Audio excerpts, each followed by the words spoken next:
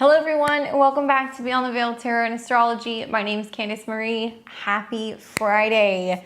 It is April 17th. We're here live on the channel, and I'm answering your guys' questions on this new moon in the sign of Aries. Give me a thumbs up if you guys can see this stream. Leave me a comment in the chat, say hello, and let me know where you're tuning in from. And don't forget to subscribe to the channel. So click that bell button below so you can catch more of my videos. I'm always here live on Fridays at 6 p.m. Central Time. That's 4 p.m. Pacific, 7 p.m. Eastern. But I also have videos that I put out on Tuesdays, Thursdays, and Sundays. So I hope you guys like this content. Also, just giving you guys a heads up, if you're watching this on Saturday or on Sunday, we're no longer live. So sorry we missed you. Please don't send payment for readings. Otherwise, we will refund you. And we will catch you guys back here next Friday for live tarot. Now, as of right now, if you guys got your readings in, if you got in the queue, you're good. I'm going to go through roll call, but readings are already closed. We have a lot of people who are getting readings from memberships to people who signed up. So I will give you guys all the rundown on how that's going to be working. So yeah, if you guys want to get in for readings this evening, I'm sorry, but we already kind of hit our max capacity for people that we're taking in. Just a little bit of some notes about the channel. So if you guys haven't already seen the new moon in Aries video, definitely check it out. This is one of the most powerful new moons in probably some time. And it took place actually earlier today. So we're kind of on the heels of the new moon, but we're going to be feeling it for the better part of like the next 2 to 4 weeks. So definitely check that video out and make sure you're subscribed so you guys can catch this Sunday's astro weather. All right, so here's how it's going to work. Since we're not taking any new people, we're not going to have anybody kind of send their info. I'm pretty sure I got just about everybody's information. We've got people who are coming in who are level 4 members. So thank you guys for being members. And then we also have some super chat people. We've got some people who are paying through PayPal. So I'm going to do a full rundown and give you guys all of the list of names of who I have in the queue. If you hear your name, that means that you're in. We're going to be able to do your reading.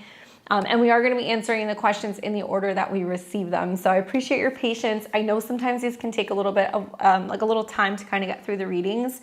If for whatever reason you guys can't stay and you want to come back to this reading, totally fine. We'll leave this up on the channel so that way you guys can leave me comments and give me feedback. And also, all you have to do is just kind of scan ahead until you see your name on the top left corner where the chart is, and you can get your reading. So as for who we have, so we're going to take my level 4 people first, and I'm going to say hello to everybody who's here. So what's up, Des? We've also got Kayla. We have got Mary who's coming back. No worries. Thank you for joining. Camille, Mr. Emperor Powers is here. We've got Enchanted Crossroads. Hill's here, Puppies here. Juny Bones came back. Sorry, sometimes when you guys leave your question for some reason, like, you know, YouTube will erase it, but I appreciate it if you can send that info for me, Juny. Yara, I got your info. Thank you. Apple Newt is back. Welcome to level 4 memberships. I know we've got a question for you. Thrash was asking how you get a reading. Usually it pays to be subscribed to the channel. So if you guys can see the post that we put out on like Thursday nights, Friday morning, you can sign up in advance. Stephanie's back. No worries, girl. I got you. Who else do we have here? Juny sent her question. Thanks. Des is here. We're good to go with that. And I think that's pretty much everybody. So appreciate your guys' patience on this one. There's a lot of people. Last week I wasn't here, guys. I was on vacation last week, so I was still kind of in the process of like traveling and getting back home. I was wiped, and we figured we might as well just wait until this Friday anyway to hit it right when we had the new moon. So I missed you guys last week. All right. So we're going to be doing for my level 4 people, Desi, Kayla, Enchanted, G, Puppies, Juny, Apple Newt, and Stephanie. You guys are all going in for the level 4. We have Mr. Powers, and we also have Yara that's coming back for a reading. We have Heather, Brian, Polly, Maritza, April, Alana, Yollette, and Free Spirit. So I have you here, Free Spirit. There you are, right at the end. So get comfortable, grab a snack, and we'll call out some names and let you guys know what order we're kind of going in. While you guys are here, don't forget to subscribe and follow me on X at BTV Astro for more of my astro ramblings and other things that I'm posting about courses and other stuff. So if you guys want to stay on the up and up what's going on with me, you can find me there. All right, we're going to start with Desi, Kayla, and then Enchanted. So you guys are going to be the first ones that we're going to be taking. And let me go ahead and swing into the chat and see what Desi had to say. So Desi, I've got you here June 1st, 1990 at 8:49 a.m. in Torrance. Cancer rising with the sun in Gemini and the moon is in Virgo. So Desi says, hey Candace, I would like to redeem my monthly reading, would like to focus on what this Aries stellium is bringing for me and want to see what's going on. All right, well, we can definitely do that. Guys, we have not seen this many planets like this specifically this stellium. I think it's been like more than like 2,000 years. Like it's been that long. So the astrology for the last 3 days has been freaking gnarly. But yeah, basically it's bringing a heavy concentrated energy in this stellium to one particular area of your chart. I would say being a Cancer rising, this is pretty significant because the moon is your chart ruler. So it's kind of like leading the way with this most recent new moon that we had earlier today in Aries in your 10th house. Now, not only that, but by sign, it squares the Cancer rising. It also squares the Capricorn. So it's putting a huge area of emphasis in your career zone, squaring your ascendant, which is about your emotions, your body, the past, what feels good. And it's also squaring your descendant in Saturn. It's almost like you're at a turning point when it comes to your relationships and also when it comes to your career and your status. So this new moon is almost kind of planting a seed that's like, okay, who do I want to be out in the world? How do I want to be seen? What action, kind of like new initiations am I kind of like focusing on? And obviously we know that new moons represent new cycles. So we work with them for the better part of the next like 2 to 4 weeks, but it's actually going to take about 6 months for this to kind of come full circle. And it was at 27 degrees. So it was in a pretty tight square to your natal Saturn, which represents like your relationship kind of karma and limitations. And also it was very close to your Vesta. And this is an asteroid. So Vesta deals more with like they say Vesta is connected to like keeping the home fires burning, right? So the Vestal virgins in Rome would be responsible for dedicating like 30 years of their life to service for keeping the flame, you know, kind of open in Greece or Rome. When I look at this in your 10th house, it's like how much you're willing to dedicate yourself to your career and like what you are personally willing to go after. What new kind of initiations are you having when it comes to your career? And you may feel like you have to kind of really push yourself to go further than you're used to going. You may also feel like you have to kind of back burner some relationships. That might be a theme. And then down the road, we're going to see that Mars and Mercury will hit this degree. So this is like a new moon that has legs.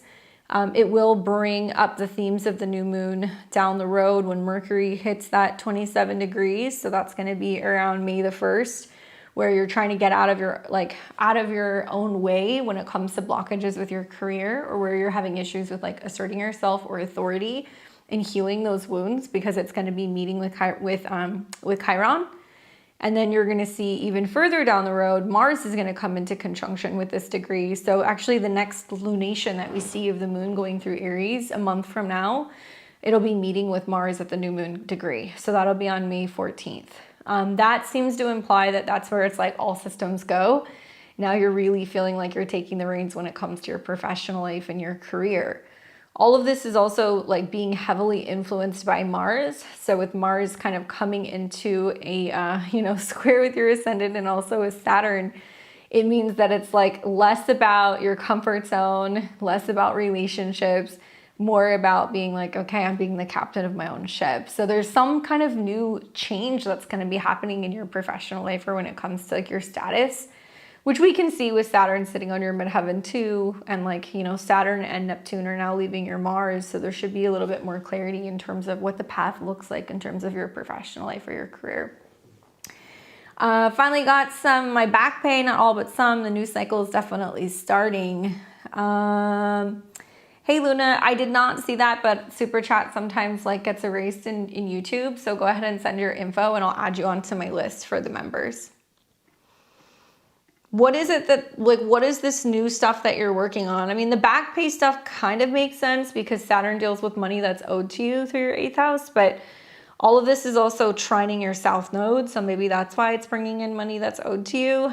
But there is some sense of just feeling like bolder, more independent, more willing to take risks, like feeling a little bit more kind of like direct and like assertive. So I like this energy for you. I really feel like it's super friendly, especially if you're like a Gemini sun, because you're reaping the benefits of all of the sextiles to your sun.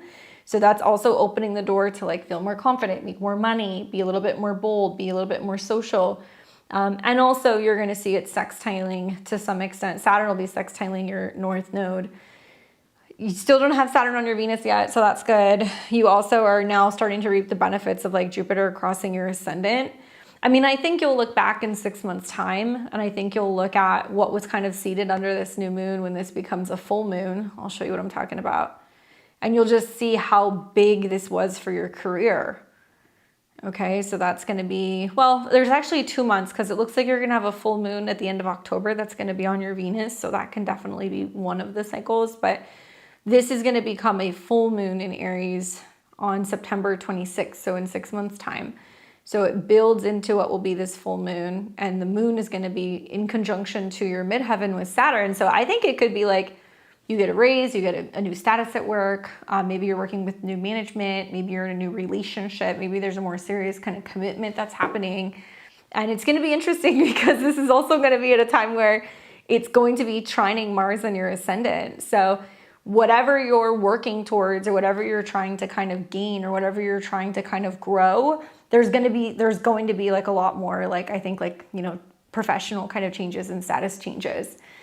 Des says clearing debts, getting into voice lessons and singing, learning what it means to be disabled instead of being able to work, but also relearning okay, so I love that. So that's also part of the Chiron. It's like owning the wound while simultaneously feeling like you're busy and you're productive. And Chiron is very close to Venus in Taurus, which can be about your voice and anything that's connected to your throat or your thyroid. And so maybe Chiron going over your Venus over the next like 2 years with some of these transits with Saturn is like you going like, okay, there is a way for me to be able to still feel productive, and I can create and I can make art or I can do music, and like this is okay. I can work around some of the issues that I'm having with like an injury or a wound. I'm still owed $9,200 and it's to get me somehow whenever it gets here. Watch for that. I mean, the eclipse is coming in through your 8th house is certainly kind of triggering, you know, money that's owed to you and like something that's going to come your way. And you'll see when the eclipses start in your 2nd house this summer that that's going to be a time that may also be, you know, bringing in some kind of money owed or some kind of lump sum. That's going to be more kind of heavily focused in August when you have a solar eclipse in your 2nd house. And then it'll trine Saturn, so that could bring money in that's owed to you. And then you're also going to have an eclipse that's going to be in your 8th house. So I would say right around August is when that's kind of like more, I think, money related. And then a lot of my Cancer risings, because Mars is going to go retrograde in their 2nd house, they may see just prior to that, right around the end of the year, like November going into December, or February through April, that some kind of money is like coming your way. You'll actually see that in February too, because there's going to be a retrograde in your 2nd house with Jupiter, bringing you something bigger, like a lump sum, and then you're going to have retrogrades and eclipses in your 8th. So there's several periods where you're going to see like wealth or opportunities to bring more money kind of like coming back in for you. So yeah, I think it really kind of pays to be a Cancer rising this year. And that maybe some of that money that's coming your way, I think with some of the trines to Saturn in your career house might kind of cushion you taking a little bit more time to feel your way into doing work that you want to do. And that there may be some kind of like financial benefits that kind of come through intermittently that allow you to really kind of take your time and figure out what you want to be doing work-wise. So I want to definitely come back to content creation once I get things settled down. Yeah, with all the retrogrades, you're going to have plenty of time to kind of do that. So. I mean, you can. I mean, you'll see some similarities. I'm answering Spotting's question. You can, but a lot of it's going to be dependent on some of your own personal planets.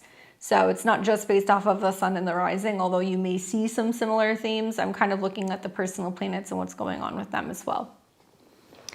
So hopefully that's helpful, Des. Like, let me know what happens, especially with some of that financial stuff in July going into August. That's when things really start to look good. And I would say just embracing this sense of you feeling more like, okay, I can do whatever I want to do. Certainly there feels like a lot more responsibility revolving around that. But you have 6 months to kind of build that out and kind of figure out what it looks like to be kind of showing up differently out in the world. So hopefully that's helpful for you. All right, we're going to see Kayla and then Enchanted and then G. What's up, Kayla? David's in the house. All right. I want to make sure I didn't miss anybody. There was somebody who popped in. Who else was that popped in? Juny.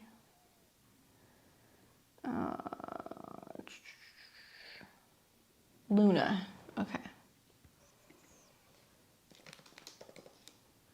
Just didn't want to forget Luna. All right, so let's go and take a look at Kayla. Sent mine on PayPal. All right, let's see.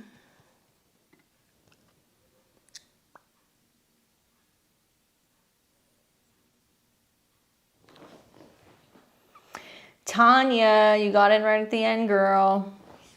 You're the last one. All right, let me plug that in. So let's see, Kayla. All right, Kayla, September 25th, 1996, 10:34 a.m. in Louisiana. Gemini rising, sun in Libra, moon in Pisces. Kayla says, what's next in love for me? Since I've been broken up with my ex last year, nothing is happening. I feel like I've taken time to heal and I'm ready for someone new. Thanks so much, Kayla. Well, let's take a look. Let's see if there's somebody new that's kind of coming in for you. Thanks, Polly. I got you. All right, girl. So here's the deal. Jupiter ultimately is what is going to represent your relationships because that's your 7th house. Arguably, you could say sometimes when you have transits involving like Mercury or Venus too, because that's your 5th house of like dating and romance. And obviously you're a Libra sun, so you're going through, you know, Saturn making oppositions to your sun. So if you listen to like the Libra horoscopes, a lot of it's like, are you ready for relationships? Like, how are people showing up for you? Are you recognizing that there's certain relationships that aren't cutting it? Are you making some changes with your relationships to people? And you may resonate with some of that. That's happening more in a sense of like your friendships. And you're also going through your Saturn return right now. So part of Saturn in opposition to your sun maybe is about you reassessing, what are my goals in relationships? Where have I put certain platonic relationships or friends kind of on back burner because you've been really prioritizing dating, and now it puts things in perspective and you're like, now I don't want to lose my core friends, or I don't want to lose my identity just for a person. I don't know if you've had that kind of like feeling, but at some point over the last like year or two, maybe that's been something that's come up for you. And I think with like the North Node and the Sun in your natal 5th, it's about learning to like feel joy and creativity and self-love and feeling like, you know, you have to love yourself and you're not being defined based off of a relationship. And with Saturn, South Node, and Juno in your 11th house, it's like a lot of you going, well, you know, maybe, you know, my goals have been kind of like rearranged and, you know, maybe through trial and error in relationships and like what's been kind of, you know, keep taken from me or like who I've separated with. Now I realize what I really do want. A lot of you guys who were born in 1996 with this South Node, Juno, Saturn conjunction, like you guys have a lot of karma in relationships because South Node, Saturn and Aries is where you've been too militant, too self-reliant, you know, you've been nomadic, like you've really been like really focused on kind of independence. And maybe there has been some reluctance to getting married, or there has been some reluctance to settling down or having committed partnerships. And that's like, you know, no shade on you guys. It's just something that kind of comes up on a soul level. And then, you know, to be a Libra born that year with the North Node and the Sun in conjunction and Chiron being there is a lot of like things don't get worked out until you learn how to heal yourself, your heart, and also like learn to love yourself. And so I'm leading with that because that's all squaring your natal Jupiter, which rules your 7th. So on top of it being your Saturn return, where Saturn is hitting your natal Saturn, hitting your South Node, hitting your Juno, where like you're probably looking at some of your friends' relationships and you're like, wow, I'm seeing some friends that are also going through separations, or people who have been like reluctant to commit. Now they're finally like settling down and they're committing. You're seeing a lot of like rearranging going on in the lives of your friends' relationships. Now Saturn is squaring your Jupiter. So it's saying that you have to really look at the feedback you get from friends, your relationships, your community, who you're surrounding yourself with. I would be surrounding myself with people who are in healthy relationships, you know, or if your friends are single, they're navigating dating and meeting people in a healthy way, that it's not just, you know, about hookup culture, right? Jupiter in the 8th house, or people who have like these like very kind of like quick moving relationships. You know, Jupiter in Capricorn can mean that you're seeking deeper connection, you want intimacy, you want vulnerability, you want trust. And so maybe even through kind of seeing some of your friends' relationships and how things didn't play out so well, you're learning like, I don't want to make some of those like mistakes in dating, or I don't want to get divorced, or I don't want to like not see the writing on the wall. So having a solid core friend group that can keep you grounded, who can also give you feedback about relationships, I think is like a really important kind of piece of the puzzle. And you're going to learn that through the Saturn transit. Anyway, for a relationship to happen in your life, we need to see something positive happening with either transit Jupiter or with your natal Jupiter. And you've been in Jupiter in opposition to Jupiter, which means there's one extreme or the other. So it could mean it's been like feast or famine, where you've just been ridiculously single for several months to like a year, or you've been, seeing a lot of opportunity. And it sounds like it's been more working on yourself. So what you'll find is when there's an aspect between Mercury and Jupiter, you're more likely to actually meet somebody. And so, right now Mercury is kind of sliding through your 11th house. It's more friendship oriented at the moment. You may find that when Mercury starts coming into a sextile with Jupiter, that may open the door for there to be more kind of like relationship communication that's going on, or maybe even meeting people, which does come up a little bit like mid to the second half of May. And then what you are going to see is Venus will come into conjunction with Jupiter, and that's going to be right around mid-June. So that could be a window of meeting someone.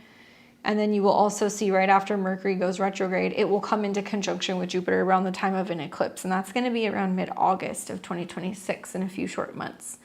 So those are going to be kind of like the peak times that I would be watching. And then the finale is going to be when, you start having like retrogrades in your 5th house this fall. You're going to have Mercury and Venus retrograde into your 5th house. So if you have not opened yourself up to dating and romance and relationship again, sometime from about early October into November is an opportunity for there to be like a really significant connection. I love that it's going to sextile your natal Mars and Venus. I think that could be really great for communicating more deeply in relationships, traveling to meet somebody, meeting somebody in a unique kind of unconventional way. And I also like that it's going to be making trines to also the North Node in the 9th house. So like traveling, especially with your natal Venus being sitting in your 3rd house, traveling, taking courses, meeting people locally, online, even going to like the other sides of town might be a good way to meet people. And with Jupiter in the 8th house, it looks like partners, like you meet partners when you go through like a really significant change, especially at an 8, like when you'll meet them right when you go through a job change, or they go through a job change, or you'll meet them when they're like, oh, I just had like a loss in my family or a death in my family, or like you just went through like a really dramatic year of like a lot of change. Partners will find you when you're in the middle of like some kind of transformation. So definitely watch the periods that I told you about. I do think that, to be honest with you, this summer things get really good. Knowing that Jupiter is going to hit your Mars, and that could bring in like a really feisty, fiery, good connection, and like just making more of an effort to feel like you have time for romance, especially in August. And then Jupiter is going to be hovering around your Venus pretty much like October, off and on until the beginning of next year. That's also going to bring you an opportunity for love. And some of the trines that you're going to see to not just your natal Saturn, but transit Saturn also seems to imply that it can be a union that can really stick, and somebody who you kind of get on with very well. By the time you're getting into next year, Saturn will no longer be squaring your Jupiter. So it does look like relationships are much more likely to flourish. And, when you turn 30, which you're going to later in September, you're going to go into an annual perfection year 7. So that's a year where there's going to be a huge emphasis on relationships. So think back to when you were 18. That was the last time that you had that year. And with your 7th house Lord being in your 8th house, it's basically like September. I would say, no, not September. I would say November, December is going to be like peak relationship time for you. Like the end of this year going into the beginning of next year. This makes me happy. I've been lonely. Well, it's also hard when you have like Saturn square your 7th house Lord, right? Because you see just like expansion and contraction. Every 7 years, there's big like relationship changes. And also having it in the 8th house and it's like in its fall can be a little challenging. So yeah, understandably. But I think because you're born with Saturn square Jupiter, the more emphasis that you're putting into establishing and developing core relationships with people who are going to be more social and things that are going to be more platonic to keep you entertained, because that's what your Saturn return wants you to do, would be good. And knowing that like Saturn trines your Mars and your Venus, finding friends that want to travel, they want to take courses, they want to learn, they want to go on like weekend getaways and stuff like that. would be really, really, really good for you this year. And I think a lot of Libras too. I think they're going to find with just like Jupiter going into Leo, they're going to have a lot more like kind of connections with their friends. So watch for some of the bigger changes to be happening when there's aspects going on with Jupiter. And I know the beginning of next year, you know, Jupiter is going to retrograde with Mars. So that tells me that you probably are going to see a situation where you may be moving, or you might meet somebody right after they move. So kind of keep an eye out for that, especially the beginning of next year. Hopefully that's helpful for you, Kayla. All right, so we have Enchanted, G, and then Puppies. What's up, Enchanted? All right, so let's take a look. Aries rising, sun in Aquarius, and the moon's in Scorpio. How are you doing? How are you doing with all this Aries energy? I feel like I've been doing nothing but talking to like Aries risings and Taurus risings all week, and all my Aries risings are like holding on for dear life. So hopefully you're like doing really well with this transit. You're welcome, Kayla. All right, so let's see what Enchanted says. Anything in particular? Well, thank you. Enchanted says, welcome back. I'm glad to be back. I'm okay-ish. All right. Did you have anything in particular you want me to take a look at? How are you doing with Saturn just coming off of your Venus? It's probably good to have this just about done. Although the triple conjunction is happening right around your Venus. So boundaries, boundaries, boundaries with people this week, man. Saturn and Mars and Mercury on your Venus. It's like a lot of having to tell people like, this is what feels good. This is what doesn't feel good. This is what I can help you with. This is what I cannot help you with. Especially with all of that starting to come into conjunction with your natal Venus, and it's opposing Pluto. So like relationship to self, self-care, really taking care of the body, like putting yourself first, like in all of the best ways is like really, really, really important right now. Okay, so what should I be worried about or work with? How is this new moon going to affect me in the long run? So, I mean, the fact that the new moon was exact on your Chiron is basically making your Chiron return like very, very, very evident. Like if you didn't already feel that it was happening, now you know, but you've kind of been in your Chiron return for the better part of like the last year or so. So what does a new moon symbolize, right? It's planting a new seed. So it's not always something we see right now. It can take, you know, form over the next 2 to 4 weeks, but it can really be over the next 6 months that you're going to see a much bigger change. So with what shift should I be expecting? So, you know, my thought on this is with the new moon that's going to be conjunct your natal Chiron, it's highlighting your Chiron return. And Chiron at a 27 is a Gemini degree. So it's about healing the way you speak to yourself, the way you think, how you come across to other people. It's also about healing any issues with like feeling heard or like communication. So I would be like walking, breath work, journaling. These are all 3 things that are going to be really helpful for you. This does symbolize over like the next 2 to 4 weeks that it's like an all hands on deck moment where you're really focusing on healing the relationship to yourself. And Mars is the ruler of this new moon, and it's situated in your first in its home sign, which is good. That tells me that you have the energy, the capability, you know, the stamina to kind of like go after what you want. But Mars is situated, you know, in between Saturn, which is kind of like restricting and holding back, and Mercury and Neptune, which is like, do I say this or do I not say this? I'm not going to like put you into like a category as like all the other Aries risings that I've seen, but Mercury does deal with your health and your habits, and like Saturn does deal with your work, you know? So if you work for somebody, it's a lot of being like, can I continue to work the way that I've been working for this person? Is it sustainable? If you work for yourself, it's a lot of like, what do I want to keep doing? Do I want to keep working in this way? You know, what's not working about my schedule? What do I need to change? What about my health habits or my work habits needs to be kind of tweaked a little bit?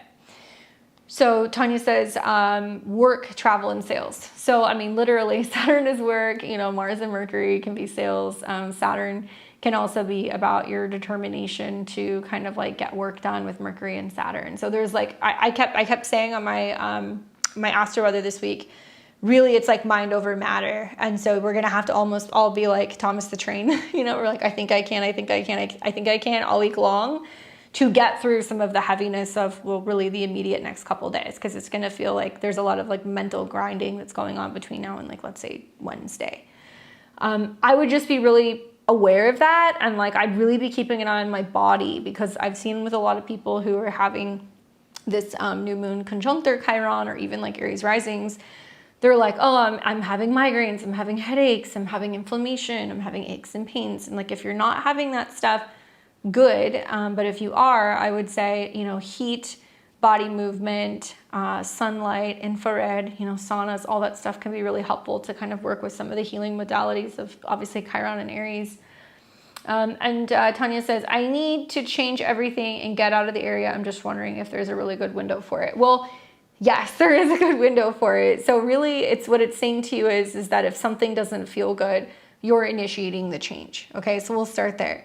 If you're wanting to have changes with your physical home, we're more looking at what's going on in your 4th house. And as you can see, all this Aries energy is coming into a square with Jupiter. So a lot of Aries are going to feel very incentivized, or Aries risings, to go, yes, I am going to move. I am going to change something about my home. And so you'll probably start to feel that after these planets are coming out of a square with Jupiter, and maybe even like right around the first quarter moon square, like starting on the 24th of April on.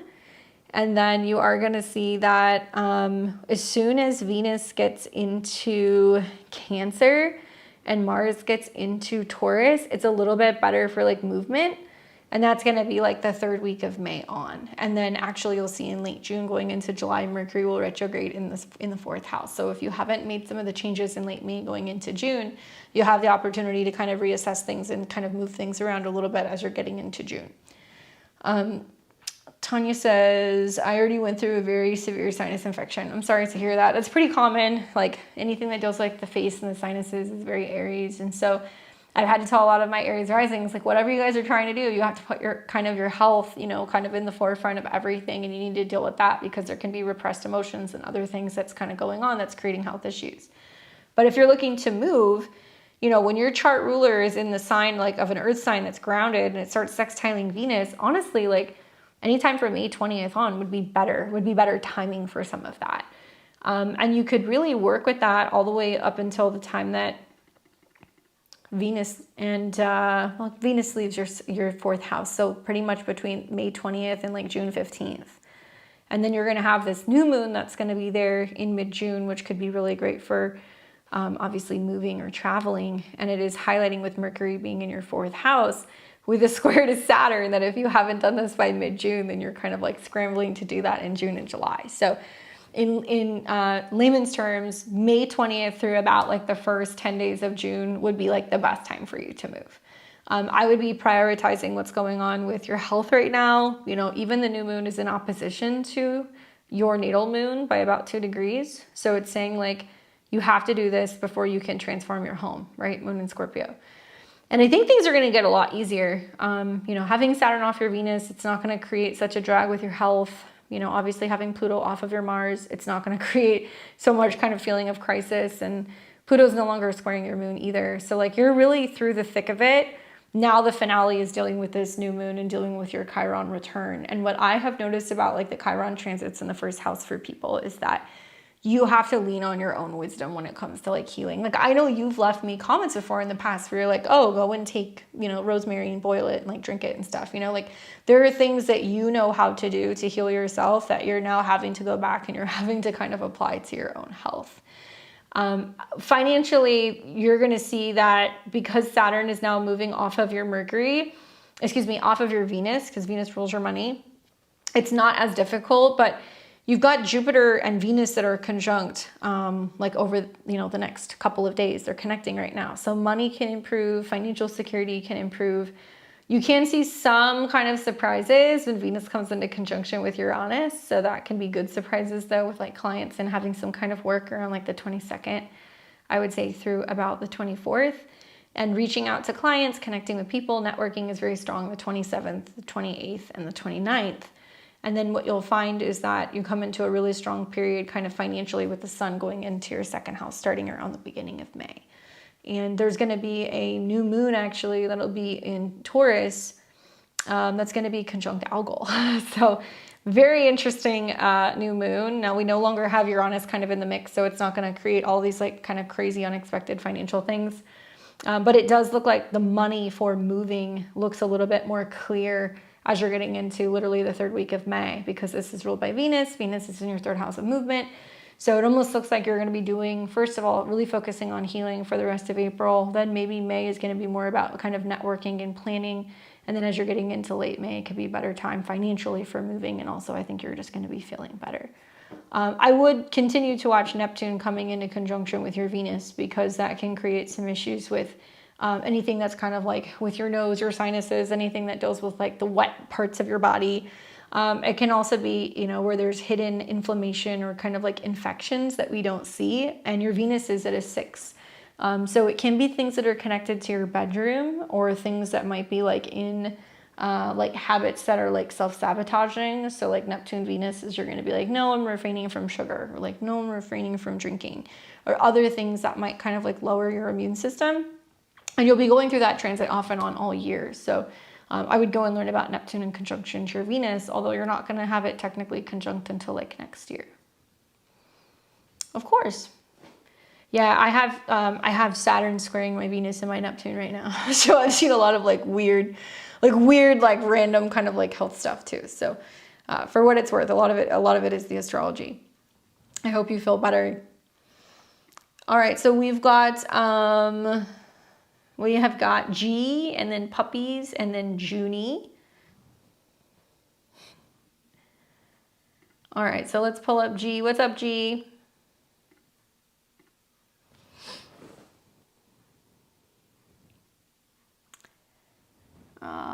Scroll back up here.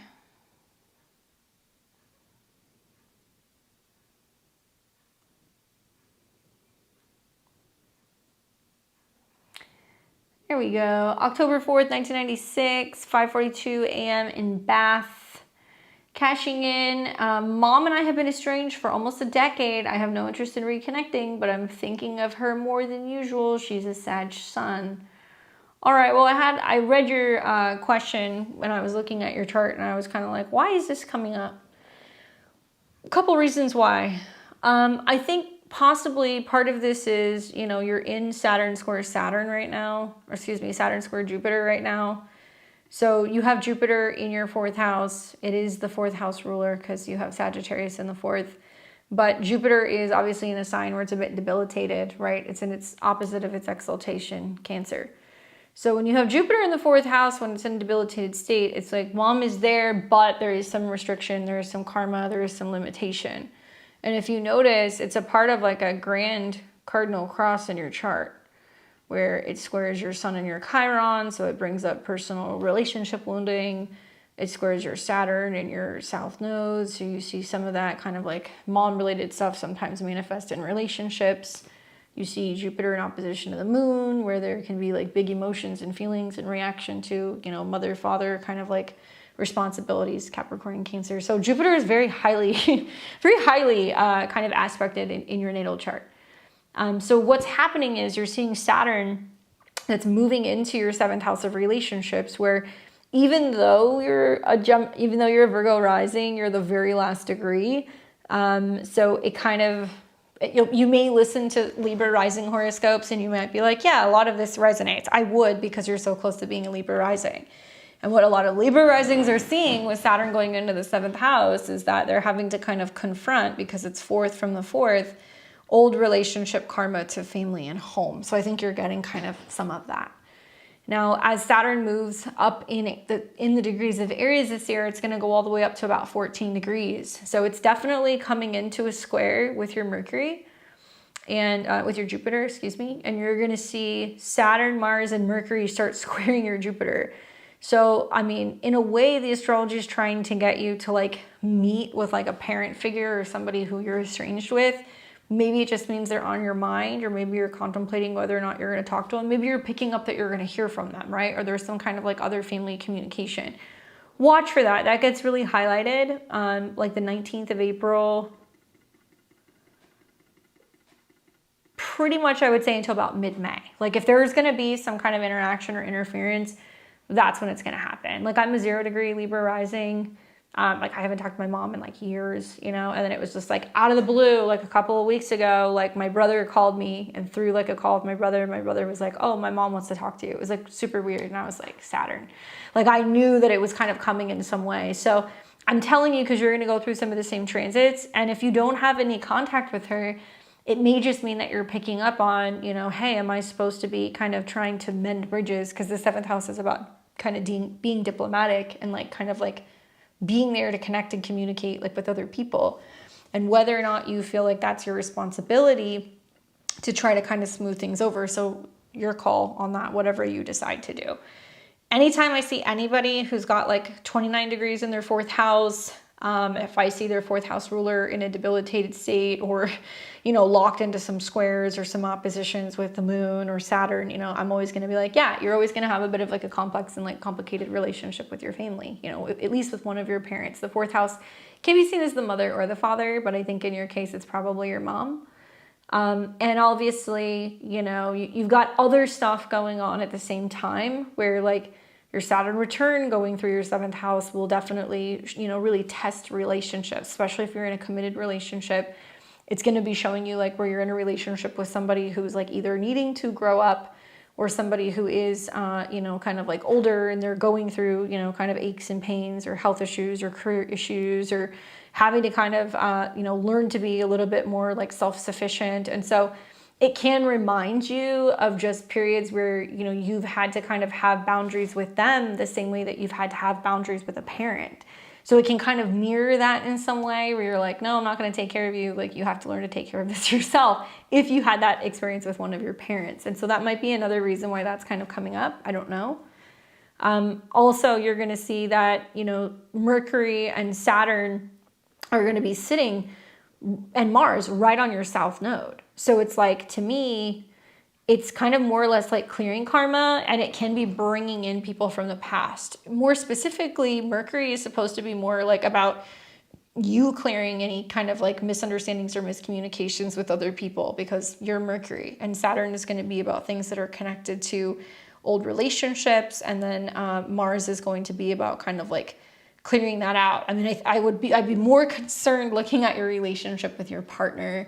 I'd be more concerned about exes coming back. I'd be more concerned about people trying to be like friendly with you or having like relational issues and like stuff with your parents.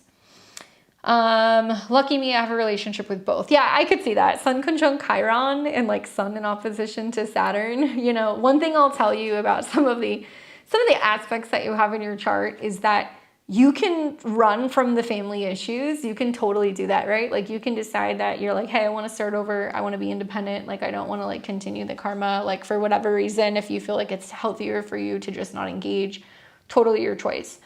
But some of these things will catch up with you, okay? This is coming from somebody who's got similar aspects. Like they will catch up with you.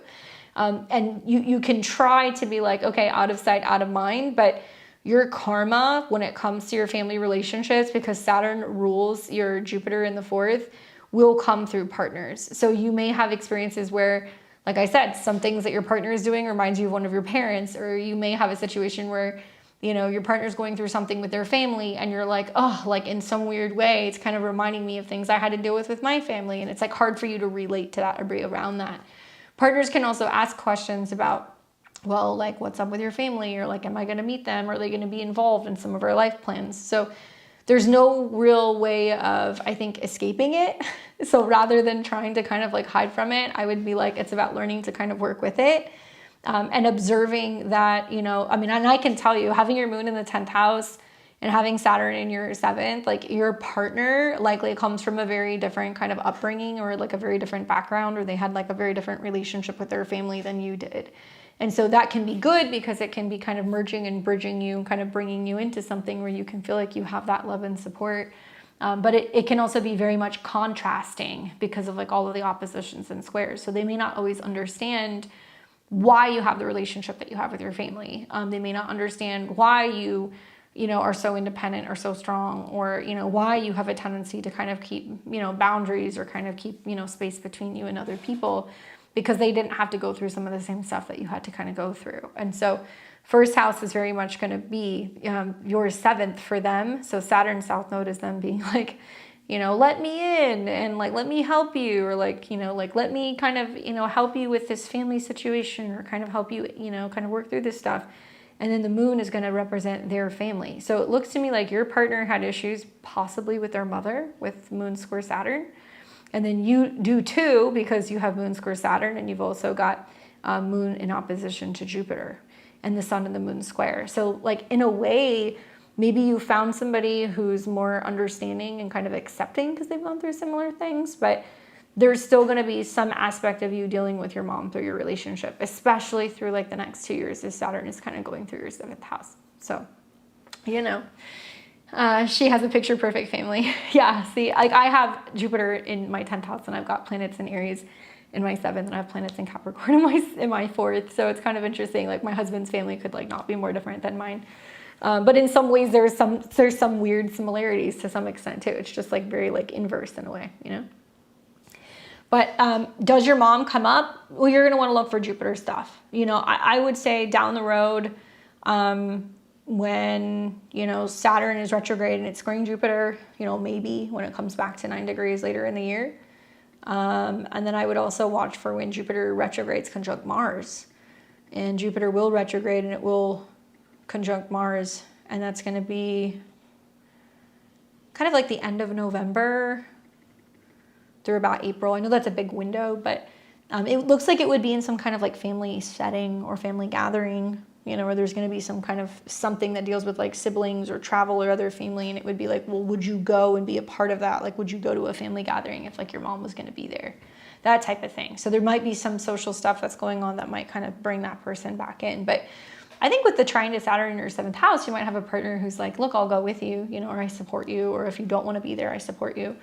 So it looks like you will have like a support system. But somehow I think with Jupiter retrograde conjunct Mars, you may hear that there's going to be things that are going to kind of bring her back into your orbit. So hopefully that was helpful. Interesting oppositions and squares that you got there. I know I've looked at your chart a couple times, so it's nice to see you again. All right, we've got Puppies, Juny, and then Apple. Thank you guys for your patience. I appreciate it. What's up, Puppies?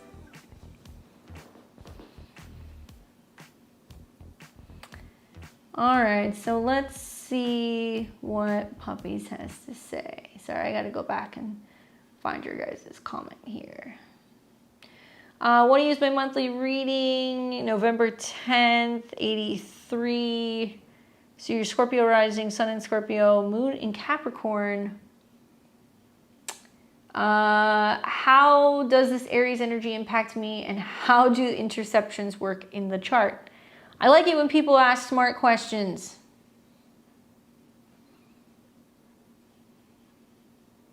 You're welcome.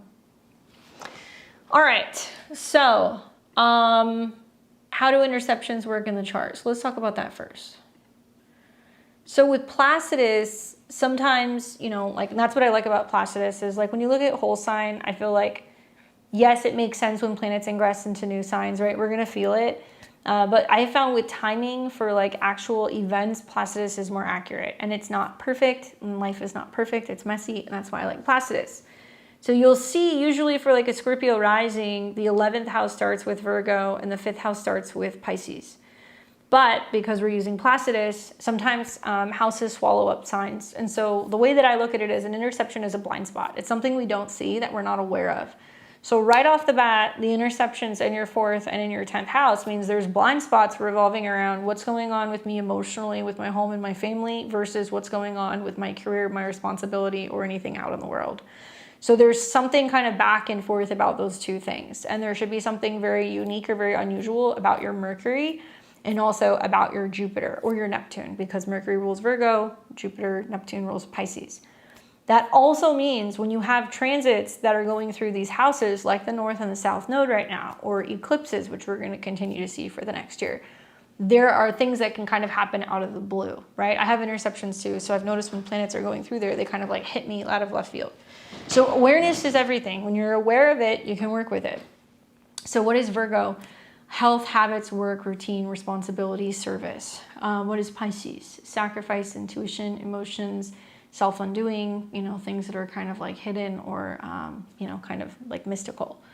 So if we look at your Mercury sits on the ascendant, and it is connected to your 10th house. So you can very easily kind of get overwhelmed, I think, with work, right? And like Mercury on the ascendant, you're like a little like, you know, like a little communicator, a little beacon of communication.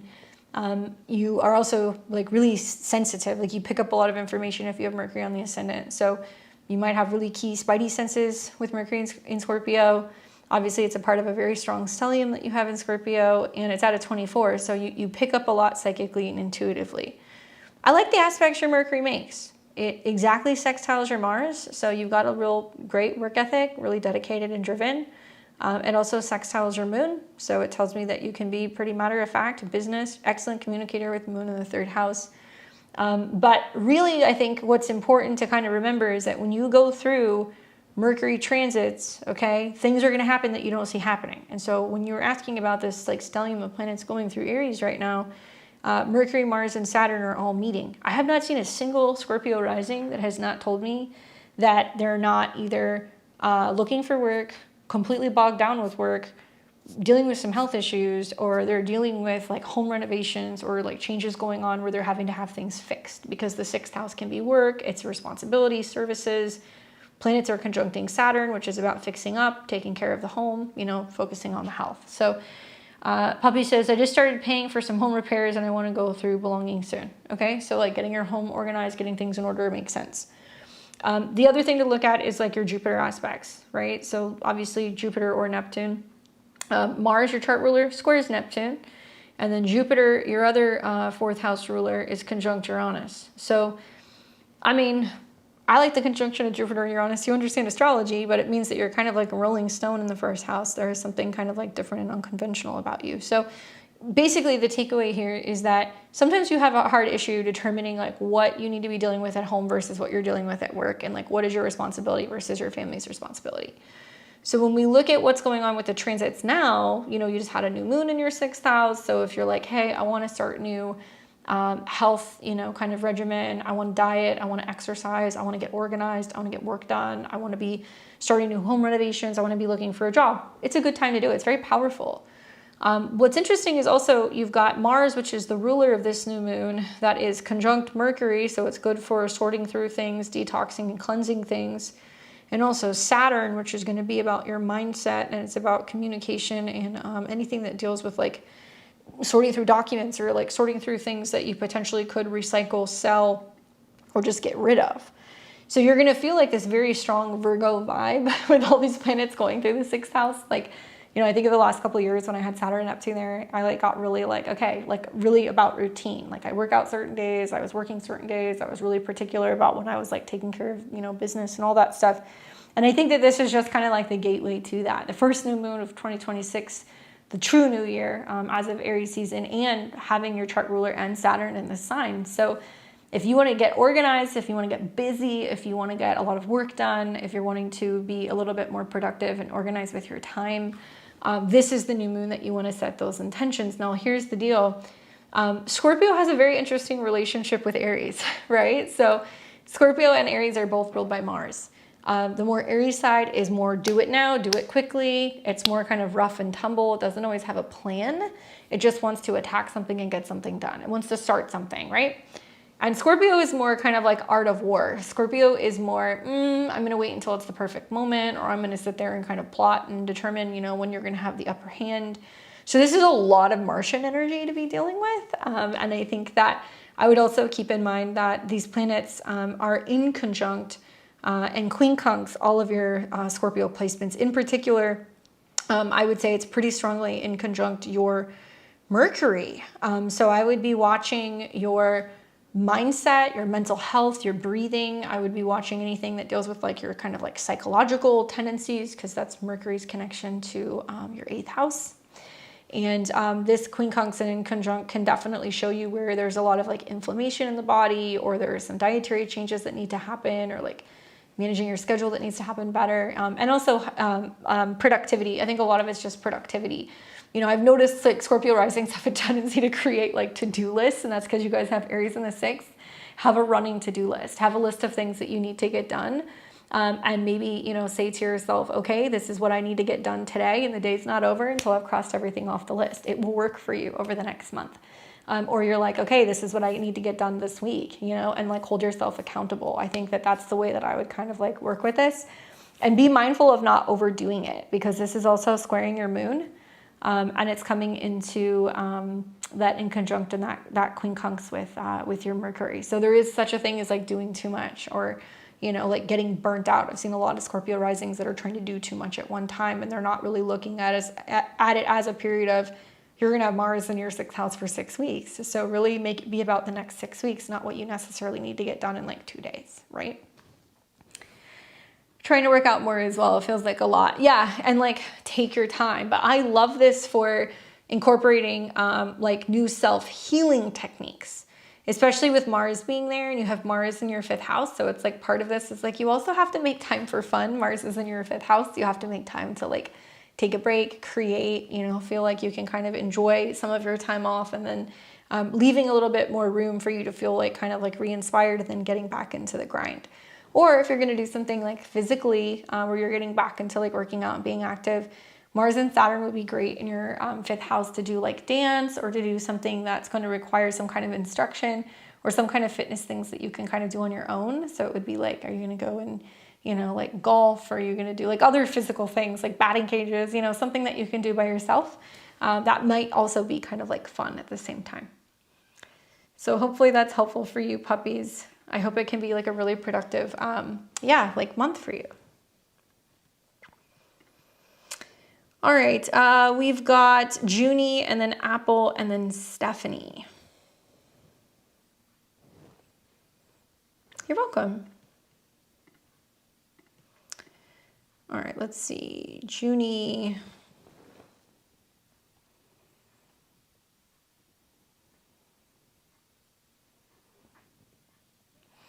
All right, May 7th, 1996, Virgo rising, Sun in Taurus, and your moon is in Capricorn. Juny says, let's see, where is it? Husband is in Texas. I feel very torn because I've been considering divorce, but I'm also worried about the possibility of being stuck in Texas without a support system, since all of my family and friends are in California. Based on our charts, do you see a clear trajectory towards separation, indicators that this relationship can realistically improve or sustain in the long term? Well, puppies, I could be wrong, but let's see. Level 4, we don't do synastry. So I'm just looking at your chart. I mean, to be honest with you, Jupiter is going to be more the kind of decision maker when it comes to marriage. And it looks like the last like 6 months or so have been like interesting. Last, holiday time, end of 2025, you had Mercury retrograde where you were contemplating moving or not. Then you had a retrograde, and you had eclipses that were impacting your 1st and your 7th house, which went on kind of like in February into March. And now you have Jupiter that's hanging out in your 11th house, which is saying like you're really looking for friends and community. And Jupiter is kind of the ruler of your relationship. So when you're saying like, well, my friends are in California, I don't want to get stuck in a situation where I'm living somewhere where I don't have support. I get the feeling that there's still more to be determined here. And it's not just the Jupiter transit. It's the fact that you're also seeing that Saturn is going to start coming into a square with your Jupiter. And you'll start to feel it this year, but it's not really going to be until next year. So if I were to give you like highlights, I mean, the truth is that there is still one more eclipse that's going to be happening in your 7th house. And that may determine a lot of like where you're going with your relationship stuff. That's going to be the end of August.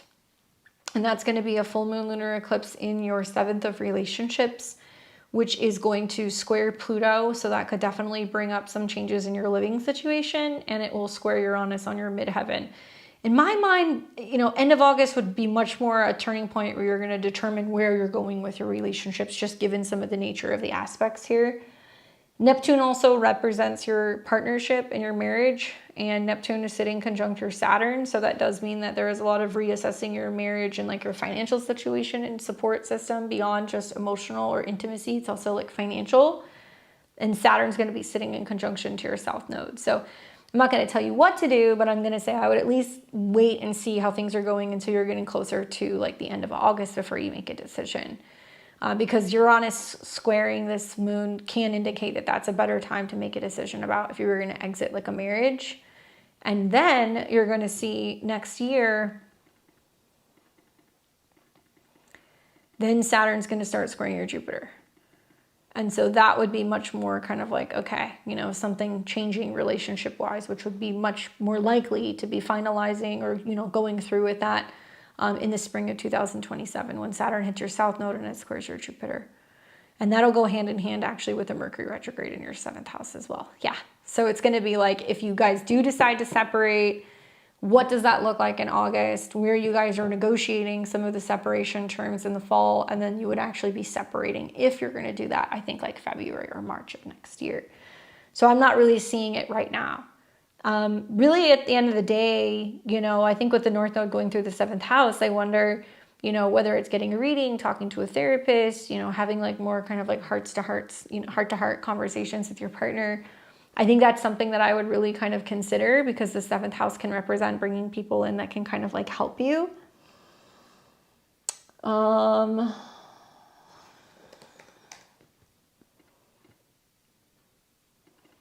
yeah, I don't even think I have the info. I know you sent it, but I don't know if you're watching this, but I would recommend getting an actual like synastry reading. Let's see.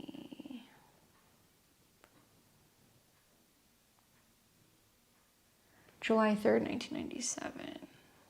I just want to look at it.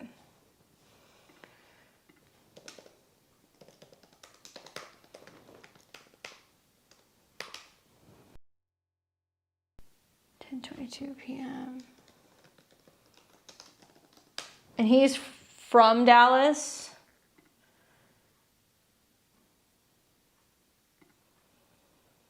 Oh yeah, girl. Oh yeah.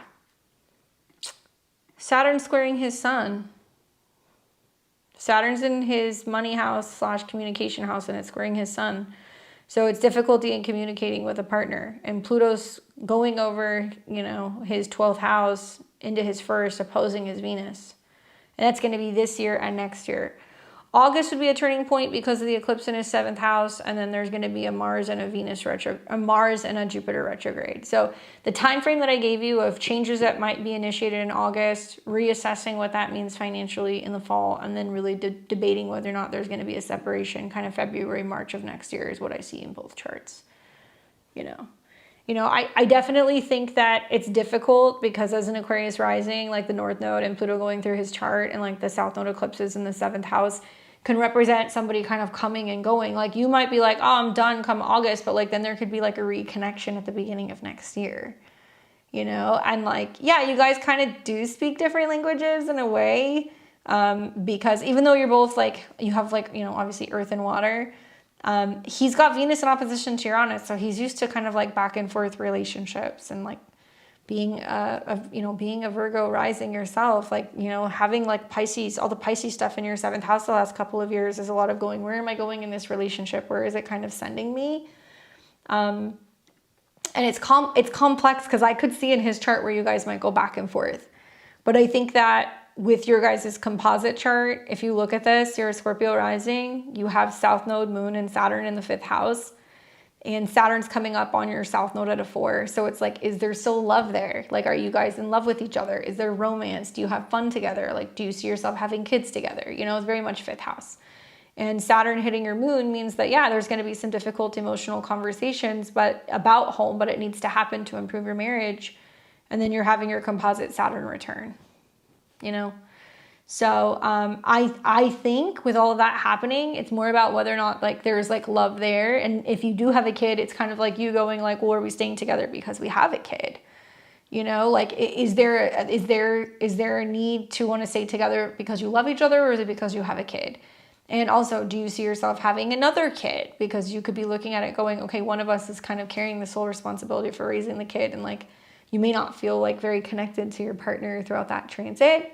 Positive is Jupiter sitting on your Venus and your Mars. So I would really recommend getting into couples therapy during that transit because it can really enhance your 7th house, where you can have a lot of support from a third party that can help you guys work through this. And like, I think that this is about recognizing that each party is going to need their own defined me time, right? Like Moon and Saturn in the 5th house is like, y'all need hobbies. You need to do things outside of doing stuff together and doing stuff as parents. And like, if you do that, I think it's going to be a lot easier for you guys to kind of start to kind of have your own life and like be situated where you don't feel like it's just all about, you know, being a wife or like, you know, being somebody's mom.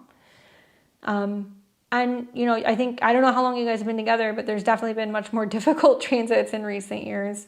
You know, Uranus going through your 7th house and eclipses on your North Node. And maybe the last couple of years is when you had your kid. That's what I'm going to assume looking at this. But now that you have Saturn, you know, hitting your Moon and your Saturn, this is the time to be like, you know, really honest with yourself and with each other. Are we happy? If we're not happy, what do we need to do to get there? And like, how can we like really focus on, you know, carving out time for not just together, but also independently, so that way we can try to see this through. But if you guys were going to get divorced, I mean, Uranus is in opposition to your composite Pluto. So really it tells me it's a difference of opinion about your guys' values, and like where one or both parties are kind of unwilling to make changes. She said, yeah, that's what I've been struggling with him. I'm hoping we can move to California or have better support and hopefully have a better relationship. Our child is 2. Yeah, I could see like around like 2 years ago, 3 years ago, when you started having those eclipses on your Moon and your Saturn, it was like, oh, we're having a kid, because it was on your North Node, you know?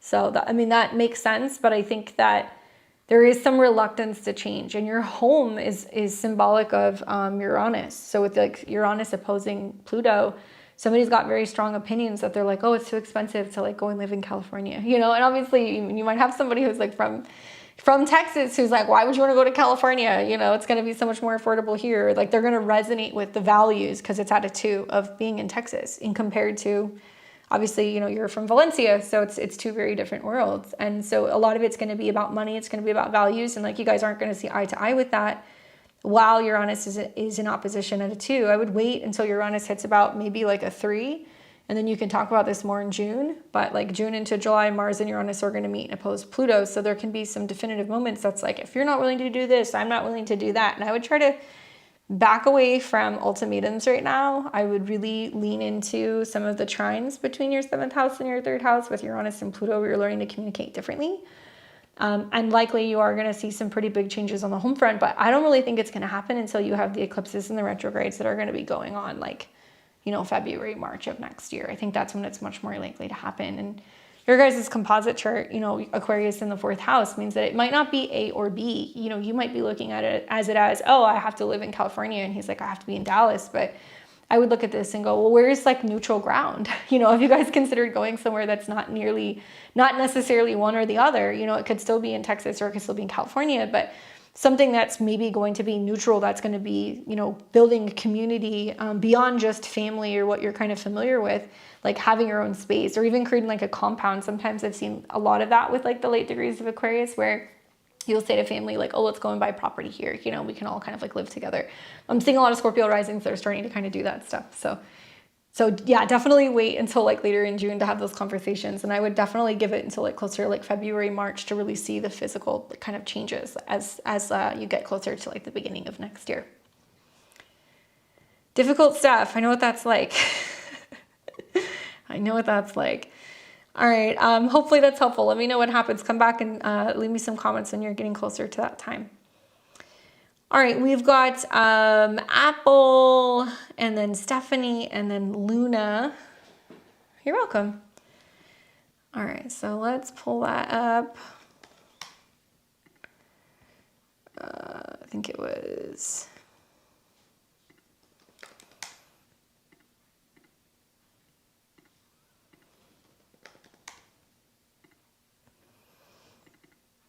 I want to make sure this was the right one because I know she sent it on there.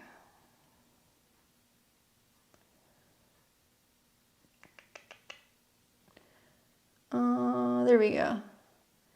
All right, so I want to make sure this is right. Pull up the transits.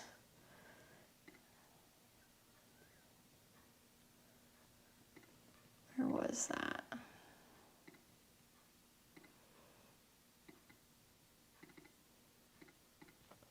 There we go. I think that's right.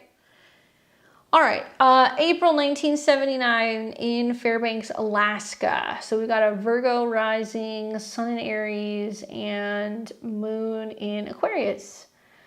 Solar return this weekend, feeling happy in love with my hubs, looking forward to our 12th anniversary tomorrow, hoping to have a summary of what kind of perfection year is ahead and how it applies to homesteading, homeschooling, and helping my husband run his health practice. Been working through loss with a recent bio family passing away and trauma of childhood experiences with a therapist for the last year and a half, and will likely continue working through therapy for the next couple of years to ensure I'm emotionally healing onward and surrounded by adopted family that are estranged despite my best efforts to heal and maintain healthy connections, and don't foresee that they are ready to step into that anytime soon. Regardless, I'm optimistic about my own little family created with my husband and our work together.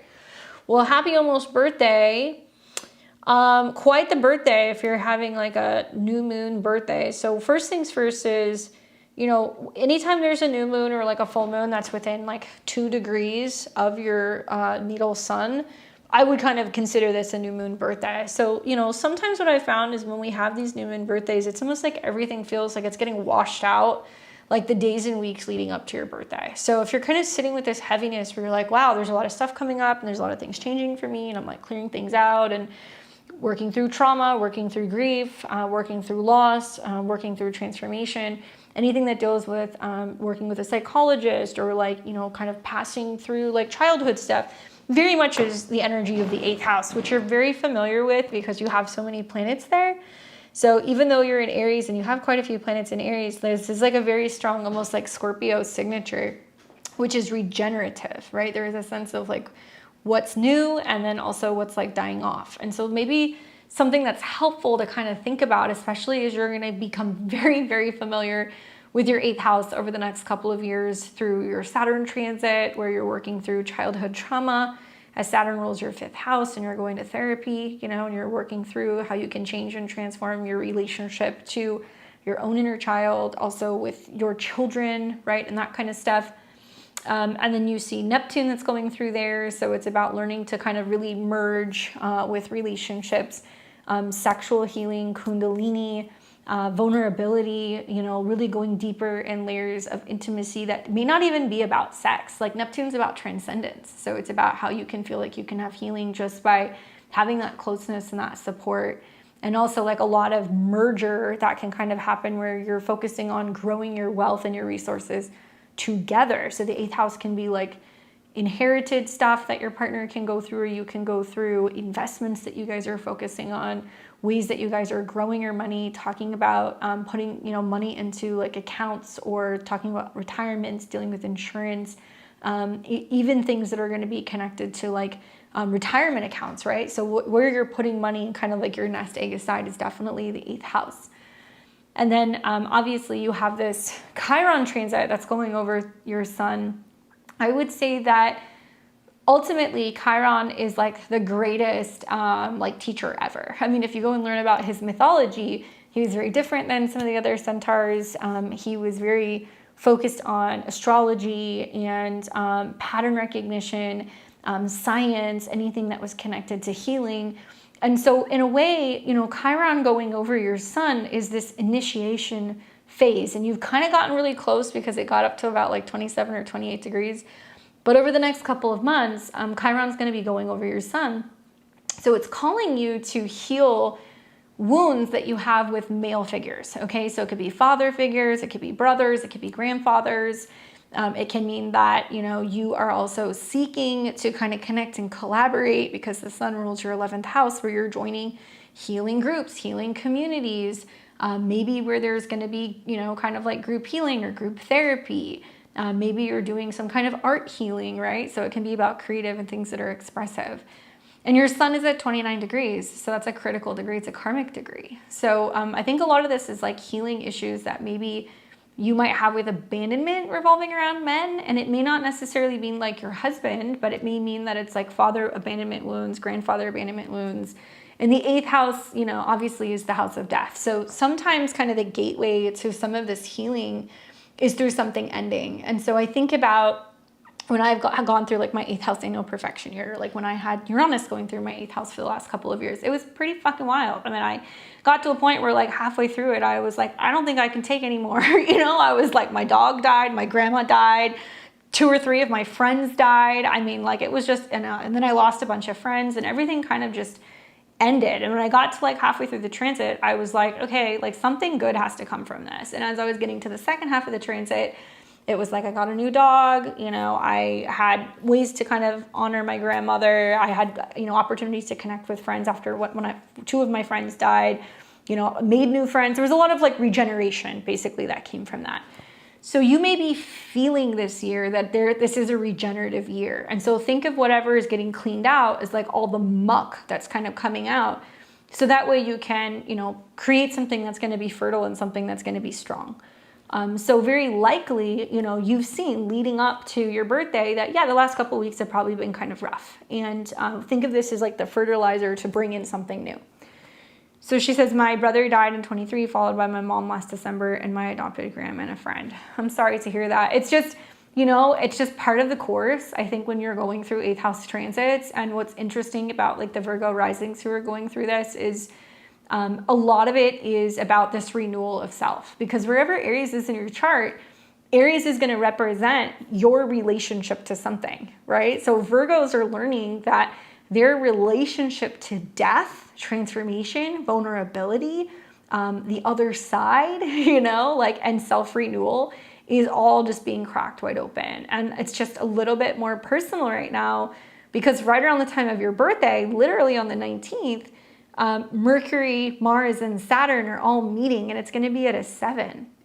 So it's going to be about you going like, well, I'm reflecting in therapy. What was my relationship to this person? Or, how am I honoring them? Or like, how am I going to feel now that I don't have their support? Or where does their loss, make me recognize and realize what I could have had in terms of a relationship? So definitely be super present with like therapy and stuff that's going on, especially I would say for like the next month. It's going to be really, I think, important. And lots of conversations with your partner about what you need for support. I mean, look at this, right when these all meet on the 19th, it's all in conjunct and quincunx Saturn, and the south node's on your Saturn. So that tells me that like you're used to compartmentalizing things, like you're used to overcompensating. So because you may have had a really difficult relationship with men growing up, you really prioritize having a good relationship with your husband. Because you had a rough childhood, you might really prioritize being a really good mom, right? And these aren't bad things, but you overcompensate. And I can see that because you have Saturn in the North Node in the 12th house, where you hold yourself to like this almost impossible standard. And so what's going on is now Saturn and the South Node are meeting, where you can kind of let that go and not put so much pressure on yourself. And you can allow other people to come in and help you. So you're more open to feedback. You're more open to hearing what your partner has to say, what your therapist has to say. You're more open to getting a reading. People who can kind of like talk to you and tell you things that you don't see about yourself. That's kind of like, hey, like you're doing amazing. Like you don't have to kind of like be so hard on yourself, or hey, it's okay to be vulnerable or to not have it all figured out or to be like emotional. So people are going to remind you of that, I think, a little bit more than usual. And Pluto's also been going over your moon. Ouch. So I think that's also kind of telling you that to an extent, like maybe it's like also through having kids, like Pluto hitting your moon can like be you going, I'm really recognizing that like there were so many things that I missed during my childhood and things that I didn't get. And we can become so hyper-focused on trying to control things when we go through like a Pluto transit. So Pluto and the moon for like a Virgo rising, even though it's in your 5th, Placidus, is a lot of you going, I really want to have a schedule. I want to be all over how I'm teaching my kids, and they need to learn about service, and they need to learn about science, and they need to learn about health and animals. I think it's good because it's been sextiling your Mercury and also your Mars. So this has been a lot of collaborating in business with your partner, a lot of, them supporting whatever your goals are with your children, and kind of like working together. Yeah, permaculture, that's great. Like all of that stuff makes sense. And I think that now Pluto is like off of your moon. So it's going to retrograde back to about 2, almost 3 degrees. But come the beginning of the year, you're going to be pretty much done with that. And then if we look at your annual perfection this year, you have moved to annual perfection year 47, which means what's getting highlighted is your whole sign 12th house. And so this is the one time that I do use the whole sign method. You have to use whole sign for the annual perfection. You might want to go back and think about the years that you had your annual perfection year, 12. You were 35, you were also 24, and then you were 12, I think. So those are the years that you had this 12th house year. And the 12th house for Virgo rising is interesting because like Leo's in the 12th house. So you can find stuff from your childhood is resurfacing that you're thinking about. There's lots of hidden talent and creativity. Also, like, you know, this is ruled by the sun. So like the new moons and the solar eclipses are going to be pretty prominent for you this year. So you're really going to want to watch when those kind of come through starting in August. And then we're going to see them again at the very beginning of 2027. And Chiron's sitting on your sun this year. So Chiron sitting on your sun tells me that like your healing issues revolving around abandonment wounds and like losing men and what it means to, you know, kind of be creative with your healing. And then you'll see Jupiter go into your 12th house, which might be opportunities for you to do a lot more like rituals with your husband or like sacred kind of union connection work. Traveling with your partner, you know, you'll see opportunities for that. And Mars and Jupiter in your 12th house might be that you're doing some past life regression, or you're considering like doing a retreat, or doing like artist retreat work, or maybe you're going to get into like dancing, percussion, painting, like drumming, that kind of stuff. And you'll see Mars and Jupiter retrograde through here. So it is going to give you the opportunity to kind of like have more time alone with your partner and focus on creating more time for like intimacy and like connection and like kind of getting away from the world and kind of like escaping and having like little like romantic kind of like getaways. So even if that's just like some quiet time where you guys have like a movie night or you guys have a date night, you know, that's going to be the emphasis, I think, with Jupiter going through there. And you may learn a lot about your ancestral lineage or like your ancestry and the family and like the bloodline that you come from. And like the 12th house is sometimes about feeling kind of like orphaned. So there can be a sense of you being like, oh, I'm realizing like why certain people left my life, or like they couldn't show up, or like even though they were supposed to be these certain like relationships, that it was actually better and I was being shielded from something, you know? And like you'll learn that, I think, with Chiron going over your sun, that even though it hurts to know that you didn't have some of these family relationships, actually them not being involved in your life might have actually been your saving grace. I would go and learn about Neptune transiting your Mercury, because that can make you super psychic, but also very, very vulnerable and sensitive, and Saturn conjuncting your Mars. And I think therapy would be such a wonderful use of this transit. And I would also just say, just watch how you're communicating, not only with yourself, but also like in private. Like Mercury, Mars can get super frustrated and like they can say stuff kind of like behind the scenes, like how they're talking to people, or things that they're thinking that they don't always kind of like share. And it can like manifest as like being kind of like frustrated.